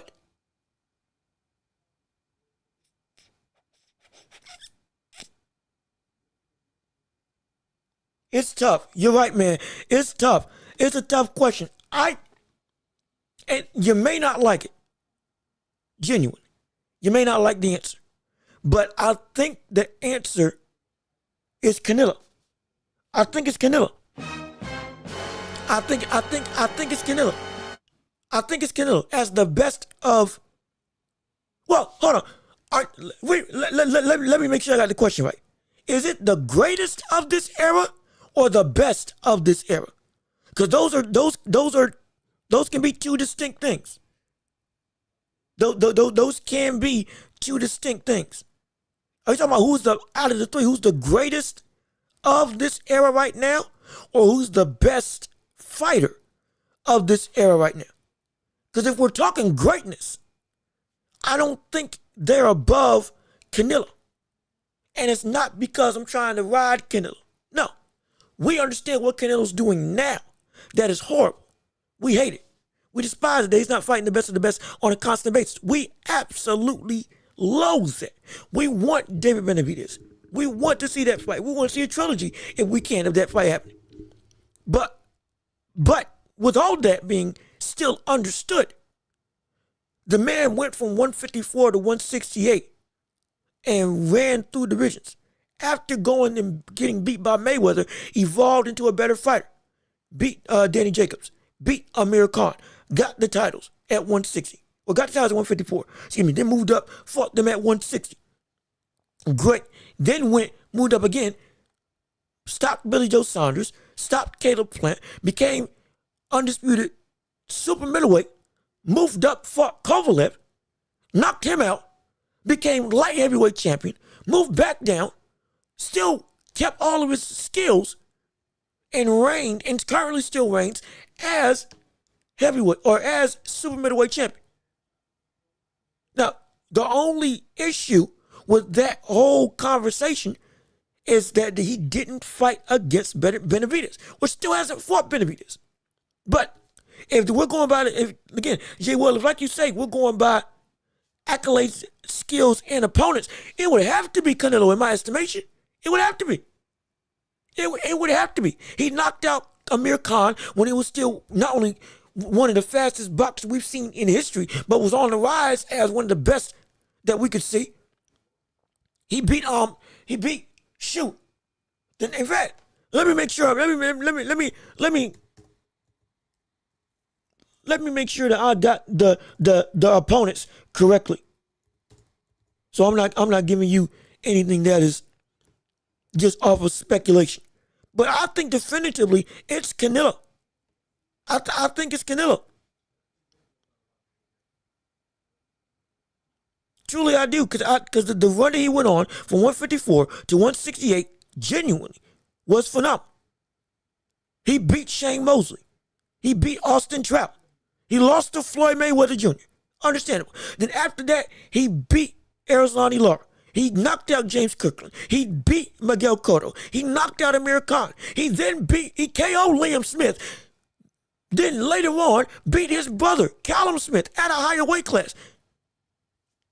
He knocked out Liam Smith, beat Callum Smith, the Kingdom Come, beat Julio Cesar Chavez Jr., I almost forgot. He fought Gennady Golovkin 3 times. 2 of them being when Gennady was feared by everybody in the division. And Gennady Golovkin still, to this day, is one of the greatest super middle or middleweights, period, that we've seen in boxing history.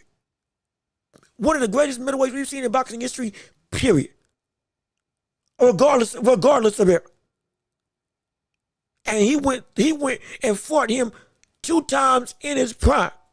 The dispute of whether or not he won both of them, that's perfectly fine. You can have that conversation. But the fact that he fought him and at least got 1 win, in my estimation, definitively, my gosh.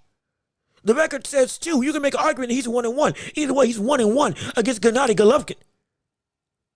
If you say that he lost one of those fights.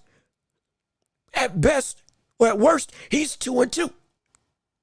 For me. But officially, he beat them both. A split decision draw. And so it's like, not officially, excuse me, I got my words tongue-tied. My apologies.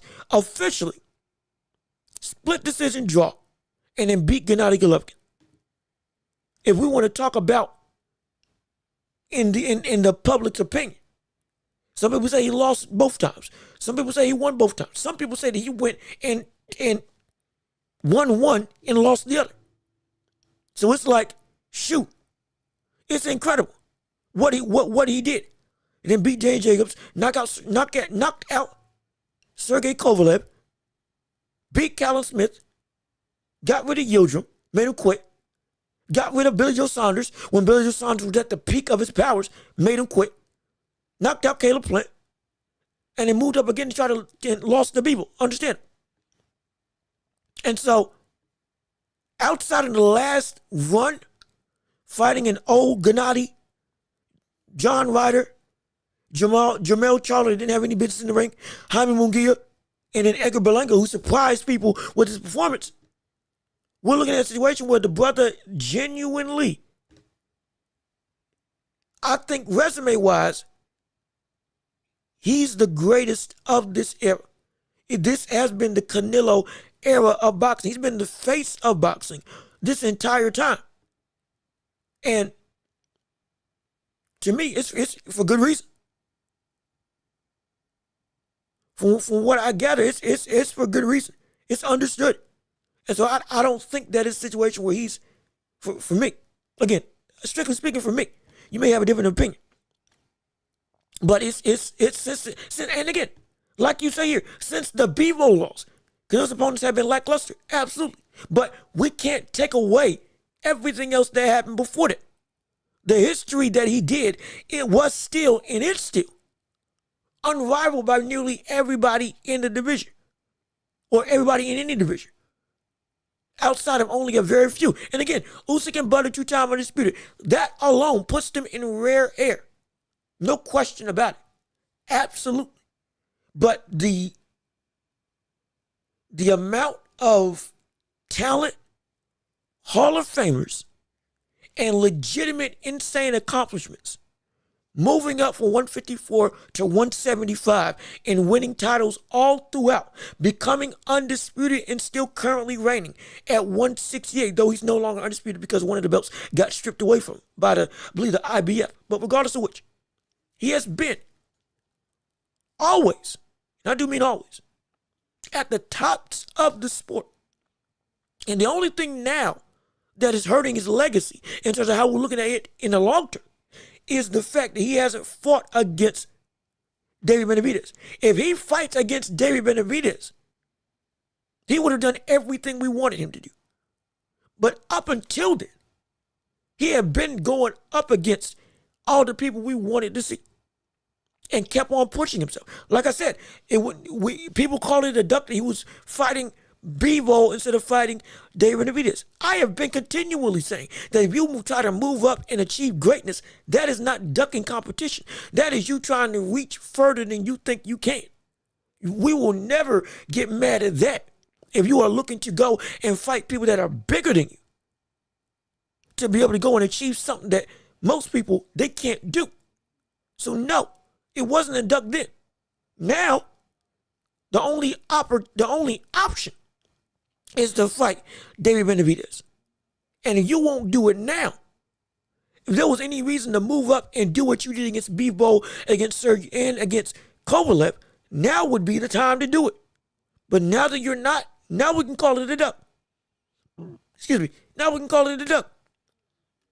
Because at this stage in the career, I don't know who else is there at 168 for Canelo to fight against. Now it's a duck. But before that, everything that he had done before that was so wide and laden with talent that it was the resume to go and look for.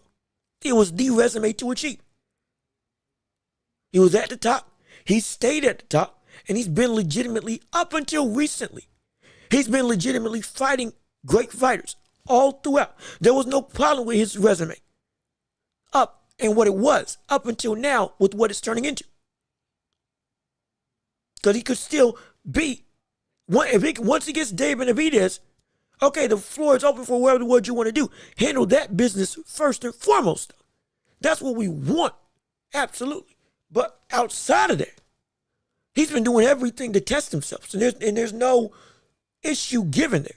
So yeah, I would, even with Usyk being undisputed twice, even with Bud being undisputed twice, and beating Errol Spence Jr., and moving up to 154 and beating Madrigal, with all of those things, which are great accomplishments, the consistency that we saw Canelo go with from 154 all throughout his career, when it first became, hey, this is looking like his sport, into what he turned into, and penultimately what he is now.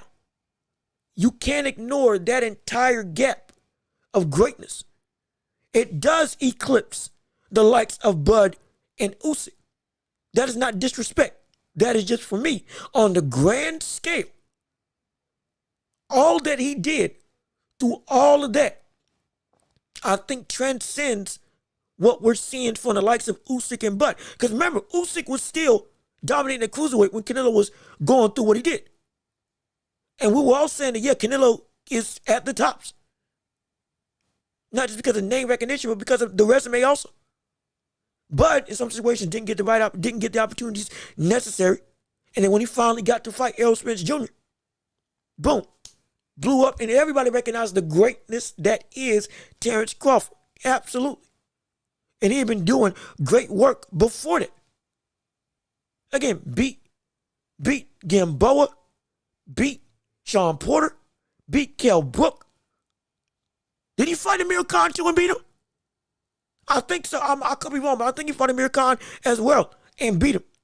Though it wasn't at the same prime as he was when Amir Khan fought Canelo. But either way, stopped Sean Porter for the first time in his career. Went up and knocked out David Evanesian. Though not really a great, it's not a ooh-wee type win, but he was still. Kept his end of the bargain, cleared out his side of the street, and then ultimately fought Errol Spence Jr. And now when he fought against Madrigal. So again, his resume is getting better and better and better with age. But it's still, for me, it doesn't match up to what we saw with Canelo pre-Bivol. That resume still is something that is incredibly hard to reach.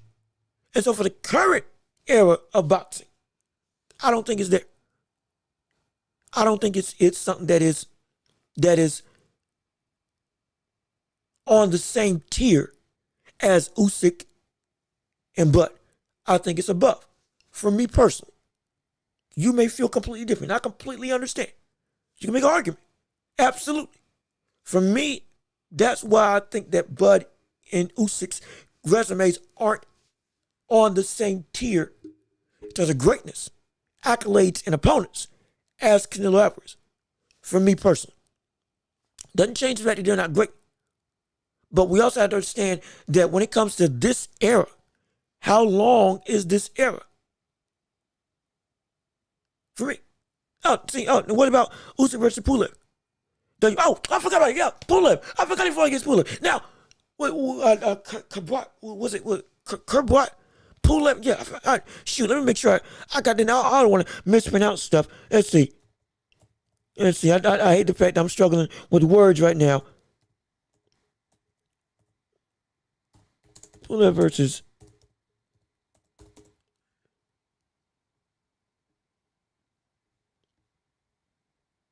Yep, Kerbrat Pulev. Yep, he did beat him. And again, great win. Absolutely. Phenomenal win. I almost forgot about it. Yeah, he did beat Pulev as well for the regular WBA title. Now, again, the regular championship and the world championship, I believe, are two different things. I hate the fact that there's all these different types of belts. But either way, no, he did beat him. He did beat Pulev. Same buddy that AJ knocked out. And so it's not. And Pulev, was it him? Or was it Povetkin that had drugs and stuff surrounding him? I can't remember who. But yeah, no, it's even with that win, which I forgot about. Thank you, Mapai, for reminding me. But even with that win, I don't think that supersedes what we see from what we saw from Canelo in that 154 to 175 initial run when he beat Kovalev. That was like, oh my gosh. Even though it was an old Kovalev, we get the context of the fight, but the greatness that it was still, Kovalev still got power. Kovalev still is a brother who, my goodness, what the world. If he does catch you still, even when somebody as tough as Canelo, it could be lights out. And then when he faced off against Bivol, underestimated what Bivol actually could bring to the table, but Bivol solidified himself as, yo, I'm one of the best in the world. You went and you tried to go up against one of the best in the world in Bivol. And you got dominated, but still you took the test. We don't shame greatness. We lift it up if you attempt it. And he did attempt it. He got beat, but he attempted it. So all of that, for me, puts him above Usyk and Crawford. I'm not saying it's a major, major, major gap, but I'm saying it's significant enough for me to say definitively, yeah, Right now, Canelo is the best of this era because this is still his era. We're still talking about it as his era. It's a lot tighter. Don't get me wrong. It's a lot tighter than what it used to be. But right now, it's still considered Canelo's era of boxing. And so, but if Bud beats Canelo, now we got a conversation. Now we have a conversation. Now we can say this would be at the last second, he ripped it away. It's Canelo's era now. But at the last second, if Bud does in fact beat Canelo, he would have ripped it away. He would have ripped that title away. He's the best of this era. He would have ripped it away. And he will rip it away if they do face off against each other and if he does win. Because now you knocked out Errol Spence Jr., you beat Kell Brook, you beat Amir Khan, you cleaned out 135, you cleaned out 140, you cleaned out 147, became the first male undisputed heavyweight champion and the second person to do it in history since Clarissa Shields, who was the first person ever to become two-division undisputed. After also having to go to the politics and not getting the fight that we all wanted to see, which was Spence versus Crawford. Still went and achieved and dominated. Became one of the greatest switch hitters that we had seen in boxing history. Showed that you had a sixth gear. Showed that you had a dog in you. Went on an 11-fight win streak against, again, legitimate dogs. And right now, you're at the peak of your prime. Or in terms of career. If you go and you move up from 154 to 168 and you beat Canelo, let alone if you knock him out. After what we just saw with Jermell Charlo getting dog walked by the likes of Canelo, didn't belong in the ring at all. You go and you beat him, let alone you knock him out. Not only is he the best of this era, definitively. Not only are we talking about him as he could have been around with the four kings of boxing. Hagler, Hearns, Leonard, and Duran would have been the fifth king outright. But we're having a conversation about the greatest of all time, period. GOAT of all time. Where does he rank now? Because at that point in time, he would have been a 3-time undisputed champion, beating Canelo, who was seen as unbeatable at 168. When we all thought that the greatest competition was going to be David Beterbiev, you go and you take him out. There would be nothing else to say except for he'll be the best of this era. And we have an all-time great conversations, not just in the division, not just how great is he the best 147 pounder, not just is he the best 140 pounder, one of the best 140 pounders. We're not having individual conversations divisions-wise as to what he was. We're having conversations on the whole. Is this man genuinely one of the greatest we've ever seen? Pound for pound in the boxing history. We're having that conversation with him. And if we do, my gosh, talk about an insane type of situation. If we see that happen, that would be incredible. That would be phenomenal. That would be stupid. That would be stupid if that transpired. If that transpired, that would be stupid. So stupid. Stupid in the best way possible. My gosh. Are you kidding me? Insane. But I guarantee you, it can happen. It's the equivalent of seeing, again, Beterbiev go from 175 to heavyweight and beating Usyk. We see Crawford beat Canelo. That's like Inoue moving up and knocking out Tank. That would be preposterous. But if it happened, oh my gosh. My gosh. I wouldn't know what to say. I genuinely wouldn't know what to say if that did happen. Because I'm saying that I don't know if Buddy, even with as great as he is, can beat Canelo. But if he did beat him at 168, no, we're having a different conversation. Different conversation entirely. My gosh, that would be insane. That would be ridiculous. That would be so stupid. That would actually be so shocking. That would shake up. The amount of stuff that would shake up in the boxing conversations, in the ethos of what we're witnessing, that would, shoot, I don't even want to know what those conversations would be like. I can't even fathom. Because it's almost inconceivable. It's almost inconceivable.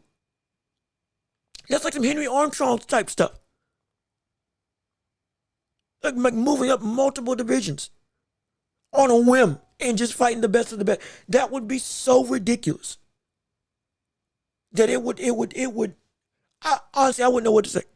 If they happened, I wouldn't know I genuinely would not know what to say at all. Wouldn't know what to say at all. But again, with all that being said, we still got more stuff to cover on the show. We had about an hour plus of boxing, and I'm all well for it, but I do quickly, and I mean very quickly, do have to cover what I put in the title about the world of basketball and the NBA and the NFL specifically when it comes to what happened on Christmas Day. Trust and believe, we got to talk about that, but let's see. But real quickly, we'll end this boxing segment off real quick with his Bud GOAT status would be talked about. Oh, no question about it. It would be talked about. But yeah, his GOAT status would be talked about. More so than solidified, it would be elevated. It would be elevated. To what end? We would genuinely have to look and evaluate. But brother, it would be something to behold if we got to see that type of history be made. But with all that being said, we do have to cover briskly, very quickly, the NBA and the NFL, what went on, because Christmas Day was yesterday, and we had a phenomenal slate of games, starting with the opening game, which was, again, Spurs and Knicks, and even in a losing effort by the Spurs, Victor Wembanyama having the third greatest Christmas Day debut that we have seen in NBA history, scoring 45 points. What was he? 6 of 12 from 3, just about something around that range. In fact, I got it here right now. Played nearly the entire game, 40 minutes, 42 points, but I have 4 blocks, a steal, 4 assists, 18 rebounds, and was 6 of 16 from 3, and 6 of 31 from the field as a whole. Like, are you kidding me? This is a man this was his debut. And he talked about he was going to bring some competitive nature. This brother is legit. And let's not to mention the fact that Mikal Bridges had 41 points on the night as well on near perfect shooting. Did he even miss a shot? No. Okay, yeah, he was 17 of 35, but it started out the game perfect and didn't stop for the rest of the game. It was ridiculous. One of the biggest reasons why they won that game was because of the heroics of Malik Bridges. But Victor Wembanyama specifically outright dragged this Spurs squad into a win.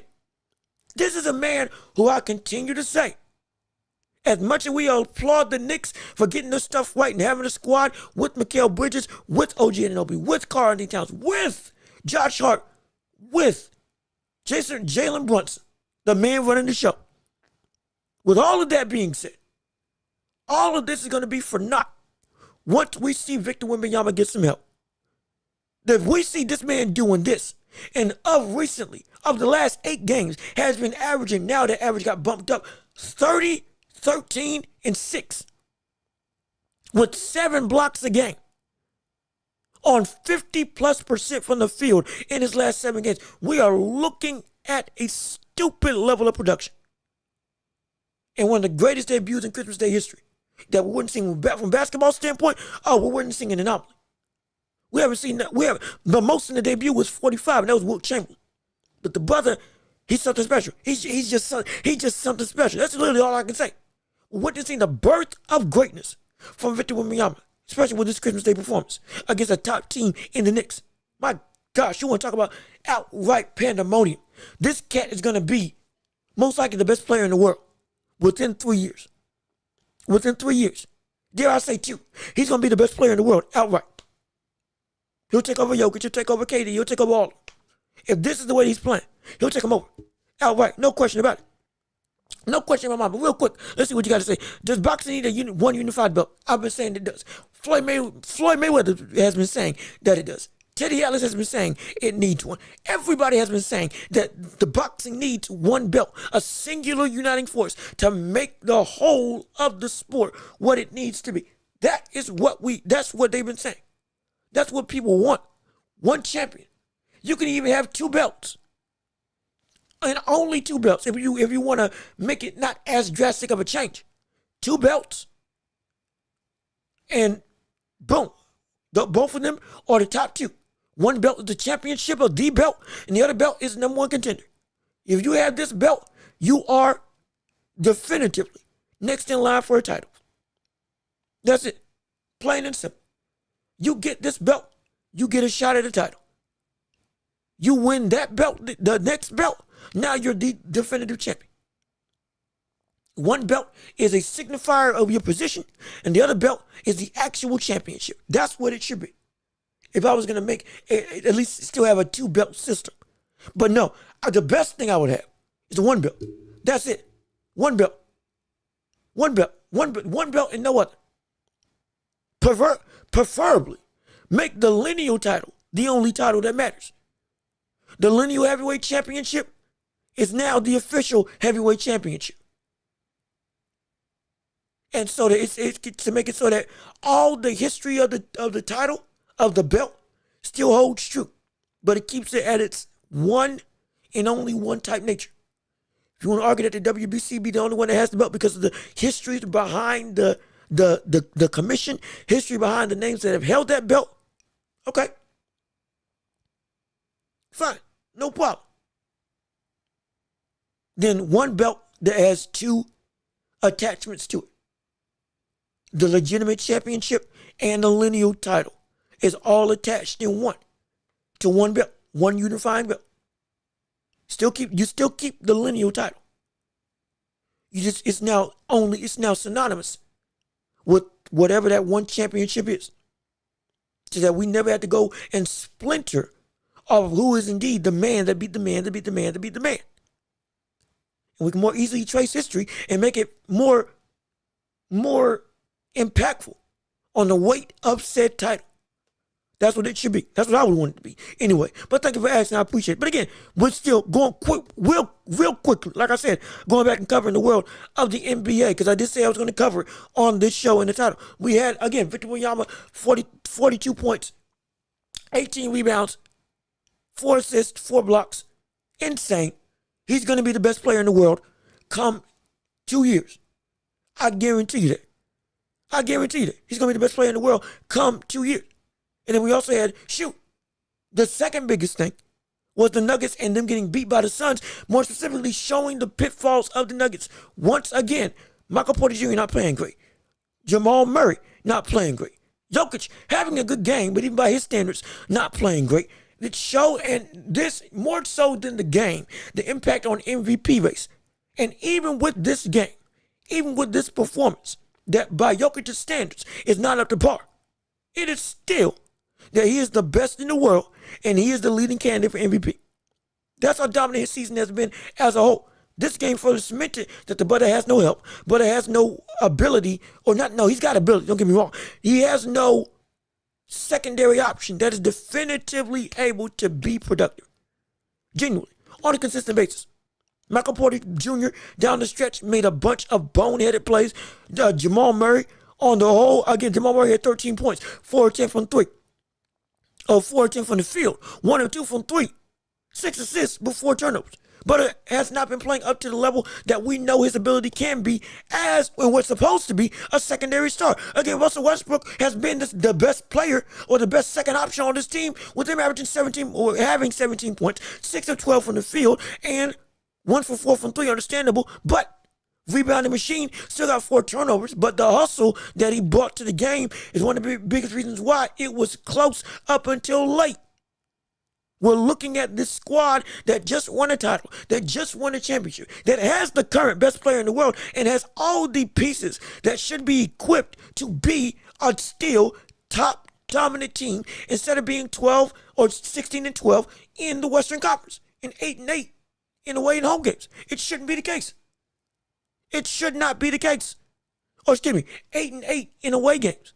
It should not be, especially against a team that is top heavy, against a team that doesn't even have Devin Booker on the court.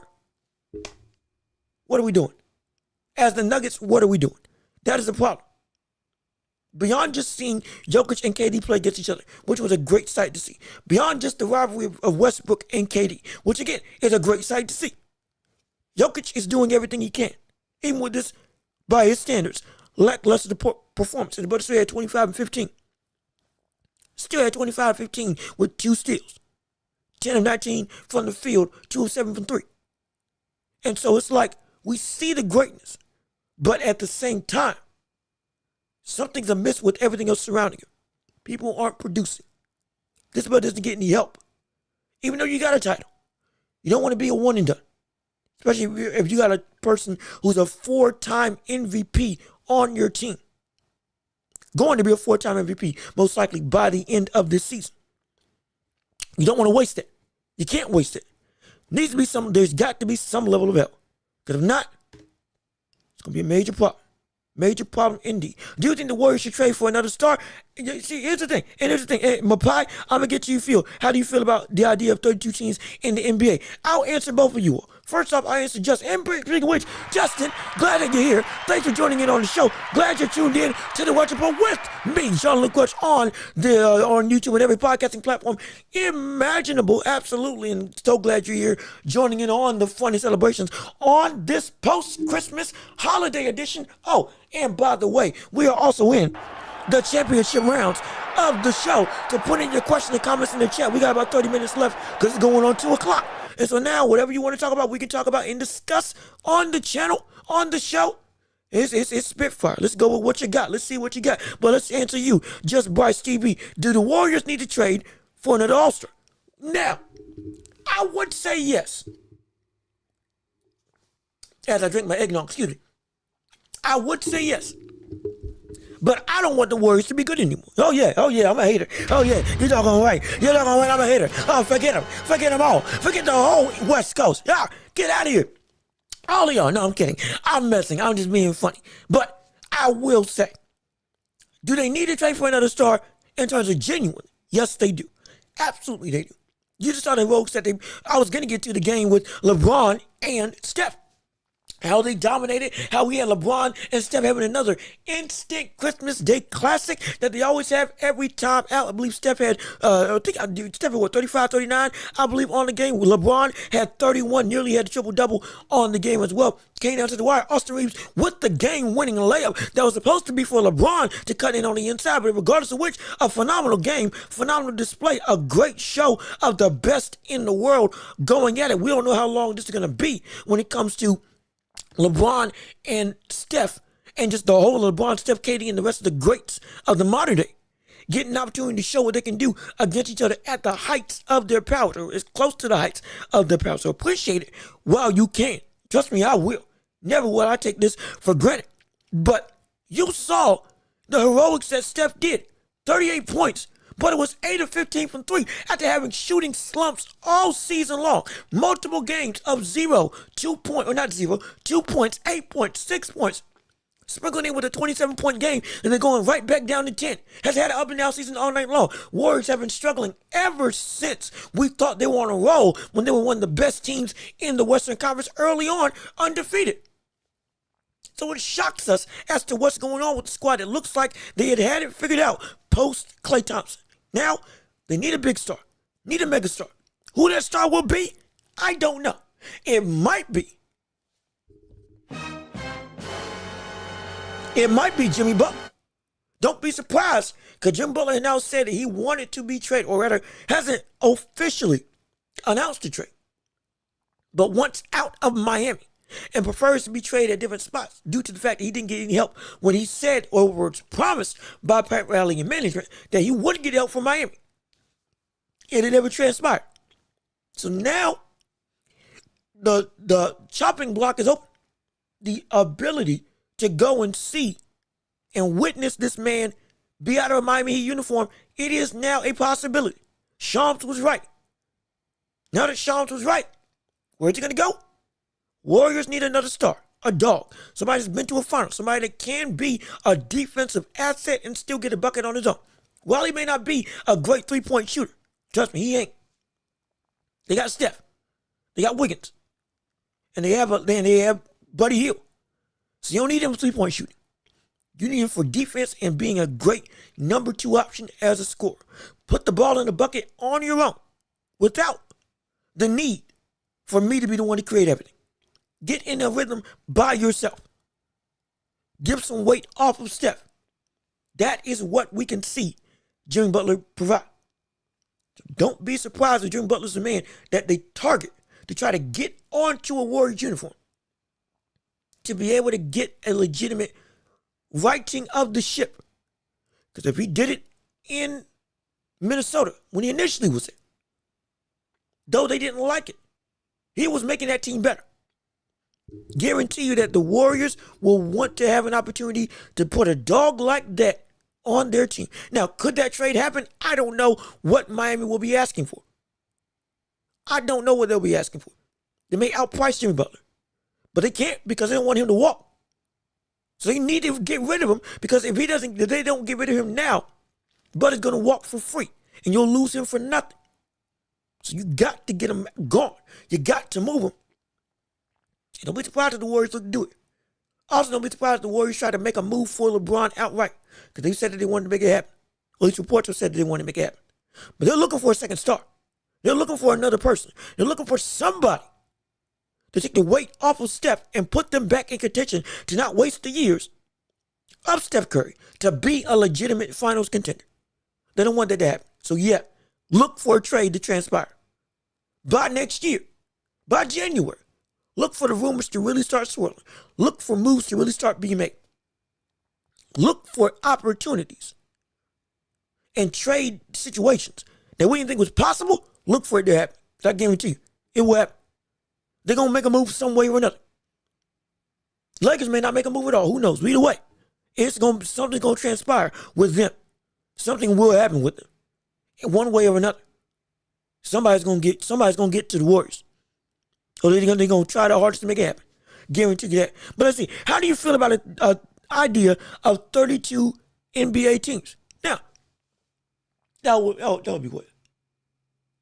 That would be what? 18 in... Was it right now? It's 15. Right now it's 15 in each conference. Is it 15 or 16? How many teams are in the conference? I can't remember. Let me. How many teams are in a? Shoot, I'm supposed to be the guy. What's going on with me? What's going on, sir, Jean-Luc? How are you forgetting this? If they expanded the NBA, I would be cool with it. But for one caveat, it would have to be that whatever teams that they add, they must put one in Seattle. They got to put one in Seattle. They must. They need to put one in Seattle. If they don't put a team in Seattle, what's the point of the expansion? You want to go to places that are indeed big on basketball, big on rapport, and big on fan desire. So it's a business. You want to continue to make money. You got to be, and I do mean you have to, be able to make it so that you get a team in Seattle. Even if you go to one in Las Vegas. And most likely they're going to put a team in Las Vegas. Adam Silver's been saying he's open to a squad in Seattle, open to a squad for expansion. And so if you're going to make it happen, okay, cool. Make it happen. And some people say that it needs to happen because the amount of talent in the NBA, people like Lonnie Walker, was it the third? Lonnie Walker the third, and other players who are playing overseas that should have a shot and should be on a roster in the NBA now. There's some people saying there's not enough teams to accommodate for the amount of talent that is indeed out there. And players in situations that you should have a bigger role. Well, you can't, because we got all these different other people. Now, you expand the team, you expand the league, you get new teams or two teams for players to go to. Now it widens the pool for players to actually have a career in the NBA and provide some more parity. So I would understand. 1, 2, 3, 4, 5. Okay, yeah, so there's 16 teams right now. There's 16 teams in the conference. Is it 30? Is it 32 teams already? Let me make sure. Let me make sure I ain't got my numbers right.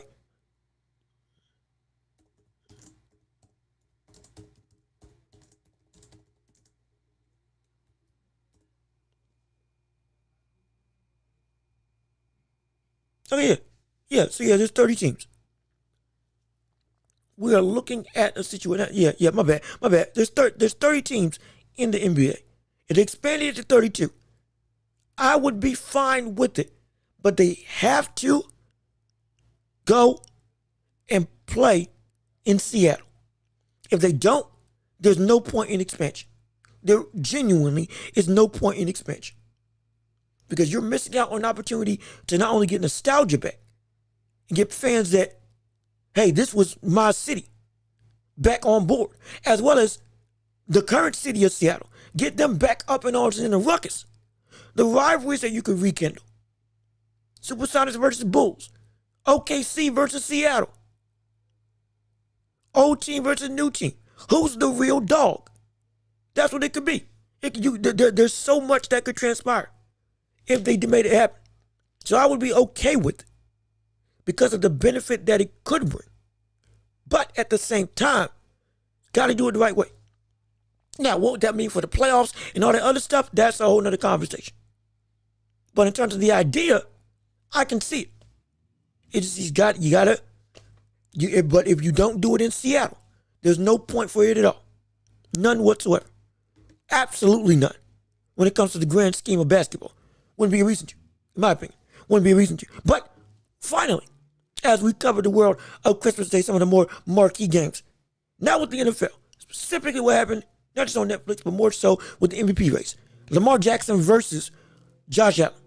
One of the most hotly contested races that we've heard in recent memory when it comes to who's fan bases split down the middle of who or who should not be seen as the real man as the MVP. Josh Allen getting better record than Lamar Jackson. Got 3,400 yards just about. And lowest turnover rate, that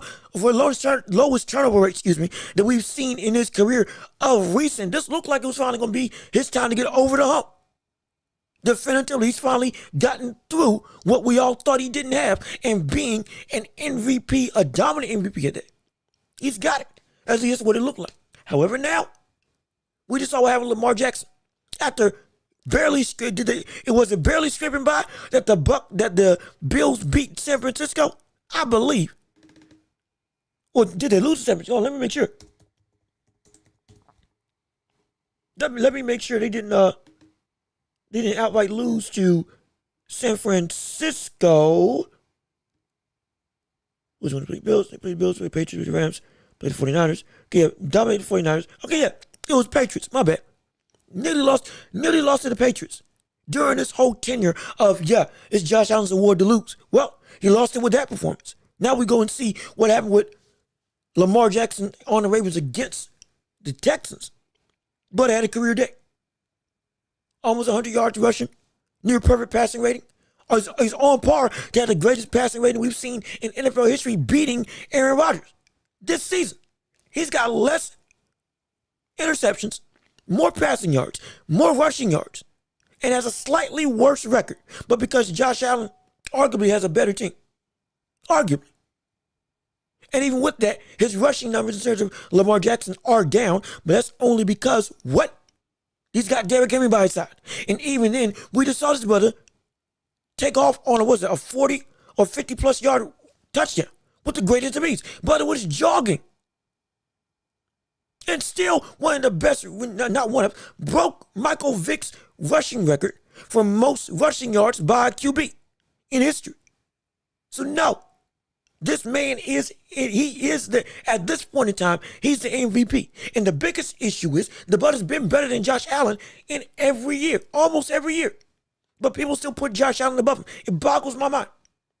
It makes no sense to somebody who has gone against every issue that we say about him, and still he doesn't get the proper credit. We said he was only a runner. Well, he proved how great of a runner he was by breaking Cam Newton's all-time rushing touchdown record. Then broke Michael Vick's all-time rushing record, period, for a career. He's been solidified as arguably the greatest mobile quarterback in history. But prior to that, we were saying the brother wasn't a great passer. All of a sudden now, consistently for about 2 or 3 years, he's been one of the best passers in the league. From a completion rate standpoint, from a yard standpoint, from a touchdown to interception ratio standpoint, from a perfect passing rating standpoint, from a QBR standpoint, everything is lining up that the brother is outside of Patrick Mahomes, He's the best quarterback today. And even with Patrick Mahomes this year, the brother still, Patrick Mahomes is getting by the skin of his teeth. And this is the worst we've ever seen Patrick Mahomes and the Chiefs as a whole. And they're still 15-1, which is stupid. I don't know what's going on down there in the Chiefs organization. But brother, whatever's working, it's eerie. It makes no sense. Games that they should lose, that they win.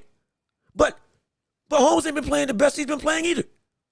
At all. One of his worst years. Yet still, we see Lamar continue to be dominant game in, game out. Continue to be accurate game in, game out. Night in, night out.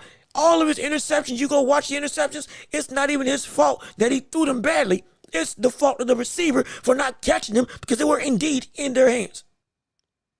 And they had no business missing the catch. This is a season that Lamar Jackson should be seen as the best quarterback in the game as of right now. He's not greater than Patrick Mahomes. On the whole, we know Patrick Mahomes is better. But this year, no. He's the best quarterback in the game this year. Better than Josh Allen. Yes, he is. He was better than Josh Allen last year. He was better than Josh Allen the year before that. He's been better. This narrative that he doesn't deserve it is stupid. This man right now should be the definitive MVP. Right now. All things the same. He should be MVP. And there should be nothing held against him. At least in my opinion. But that's what I got to say on that matter. But now, hey, this is it. We're at the end of the show. So anything else anybody wants to say about what we got going on, about any comments, questions, concerns for whatever you feel, however you go, or whatever you want to do? We got 5 minutes. Again, mind you, this is still the championship rounds. Whatever questions, whatever comments, whatever debates you want to have, we got 5 minutes. What do you want to talk about? What, in the words of Cody Rhodes, what do you want to talk about? How do you feel? Let's have a little conversation. Let's sit down and chat, shall we? Whatever you want to discuss, we're here for you. But we are wrapping up the end of the show with these last 5 minutes. We got time. We're what 2:15 on this recording, on this stream. Hey, 2:20, we out of here. We gone. What do you want to talk about? How do you feel?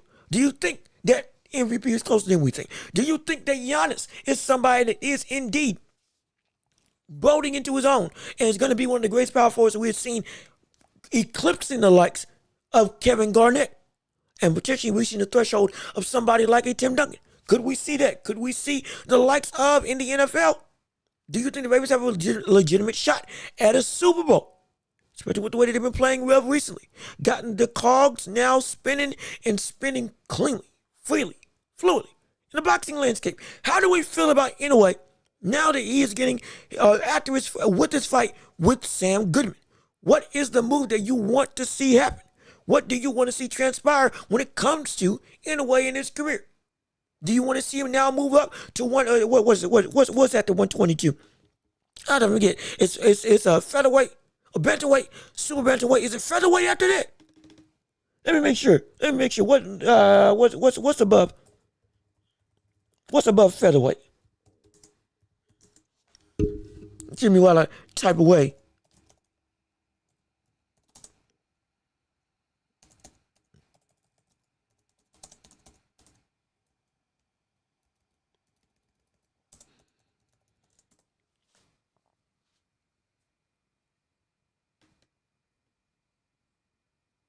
Okay, excuse me. So it'll be so it'll be featherweight, then super featherweight. Is that right? Bantamweight, yep, 118, 120. Super bantamweight, 120, yeah, 122, yep. Okay, then it'll be featherweight. Do you want to see him move up to featherweight and go and try to achieve another dominant showing, or do you want to see him go all the way up to 130 immediately, right out the gate? Whatever you want to discuss, we got time for. Absolutely. And we can have other conversations. Specifically, actually, let's have a conversation real quick while we're waiting. If we want to talk about the eras of boxing, let's have a real hunker down moment. We could be looking at the end of this era now, because Usyk at this stage, kind of after this loss to Tyson Fury, Does it seem like this era is winding down with this win? It was like the crescendo, not just of the year, but of what we've been watching and following all throughout boxing as a whole, with the come up of AJ, with the fall of AJ, the rise and fall of Daniel Dubois, the rise of Big Bang Zhang, the resurgence of Joseph Parker, and then with Usyk coming in and cleaning house, and then finally felling the big monster in Tyson Fury. Does it feel like there's kind of okay, this was a shift or a sign of the end of this current era of heavyweight, or this era of boxing as a whole? It's starting to, one of the biggest signs that it's winding down. People are starting to get older. Fury might retire. I don't know how many more fights Usyk has in him. Not saying he's going to quit right now, but he is 38 years old. And he just reached the zenith of his career. Terrence Crawford, he is only looking to fight against Canelo. Seemingly.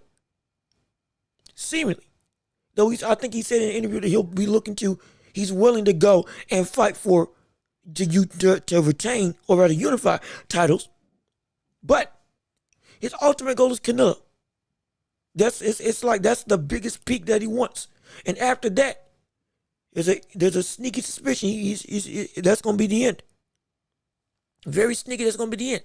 Errol Spence making his return, but if he goes and loses to Sebastian Fundora, which looks to be the fight that's still happening next year, that might be it.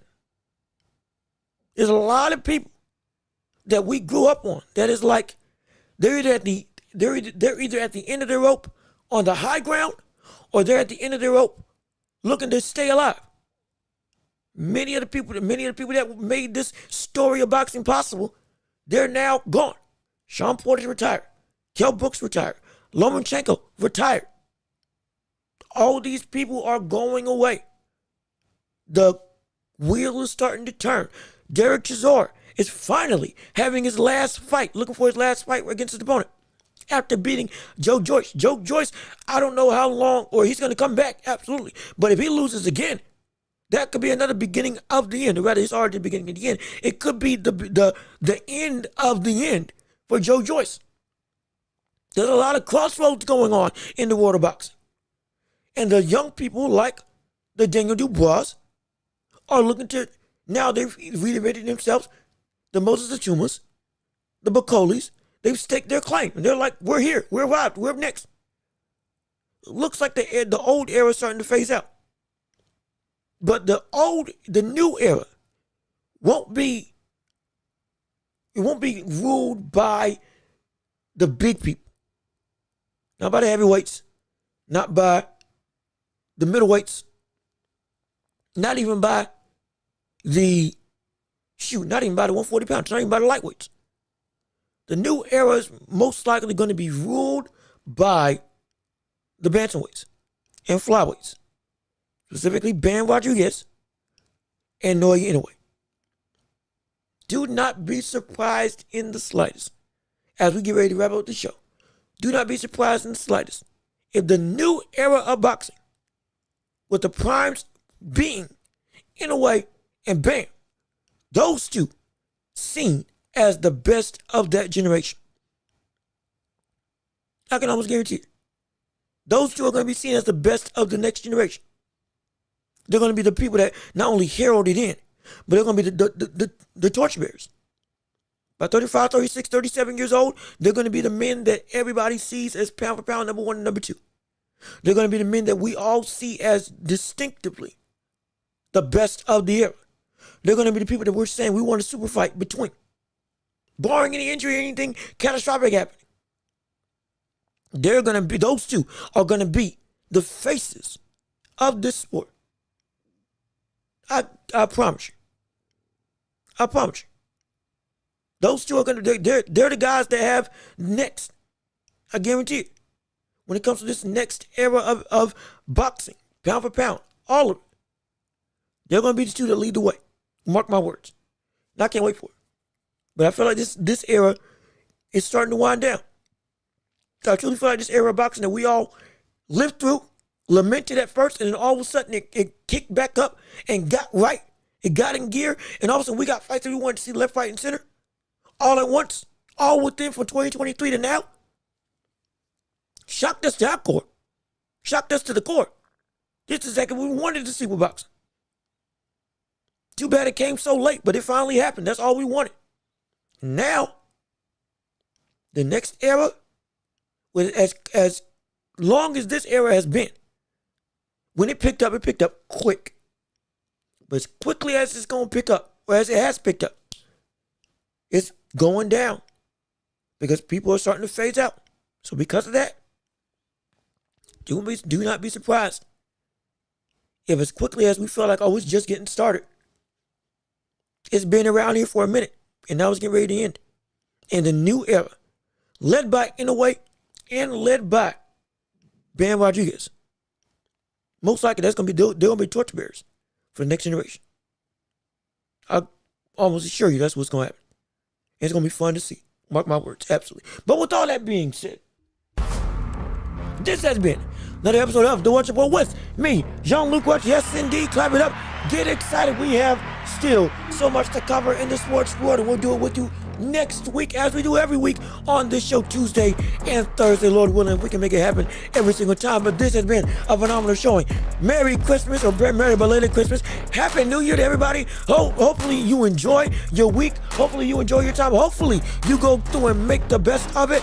End this year out strong. Tell everybody that you love them. Tell everybody that you care. End the year out on a high note. Absolutely. And we will be back on Thursday to cover the world of boxing and everything in between when it comes to the sports landscape. But I've been Jean-Luc Welch. Y'all have been wonderful. Peace and love. We are out of here. Yes, indeed. Yes, sir. See you all next week. And I'm about to go get me something to eat. Oh, yeah. Yes, sir.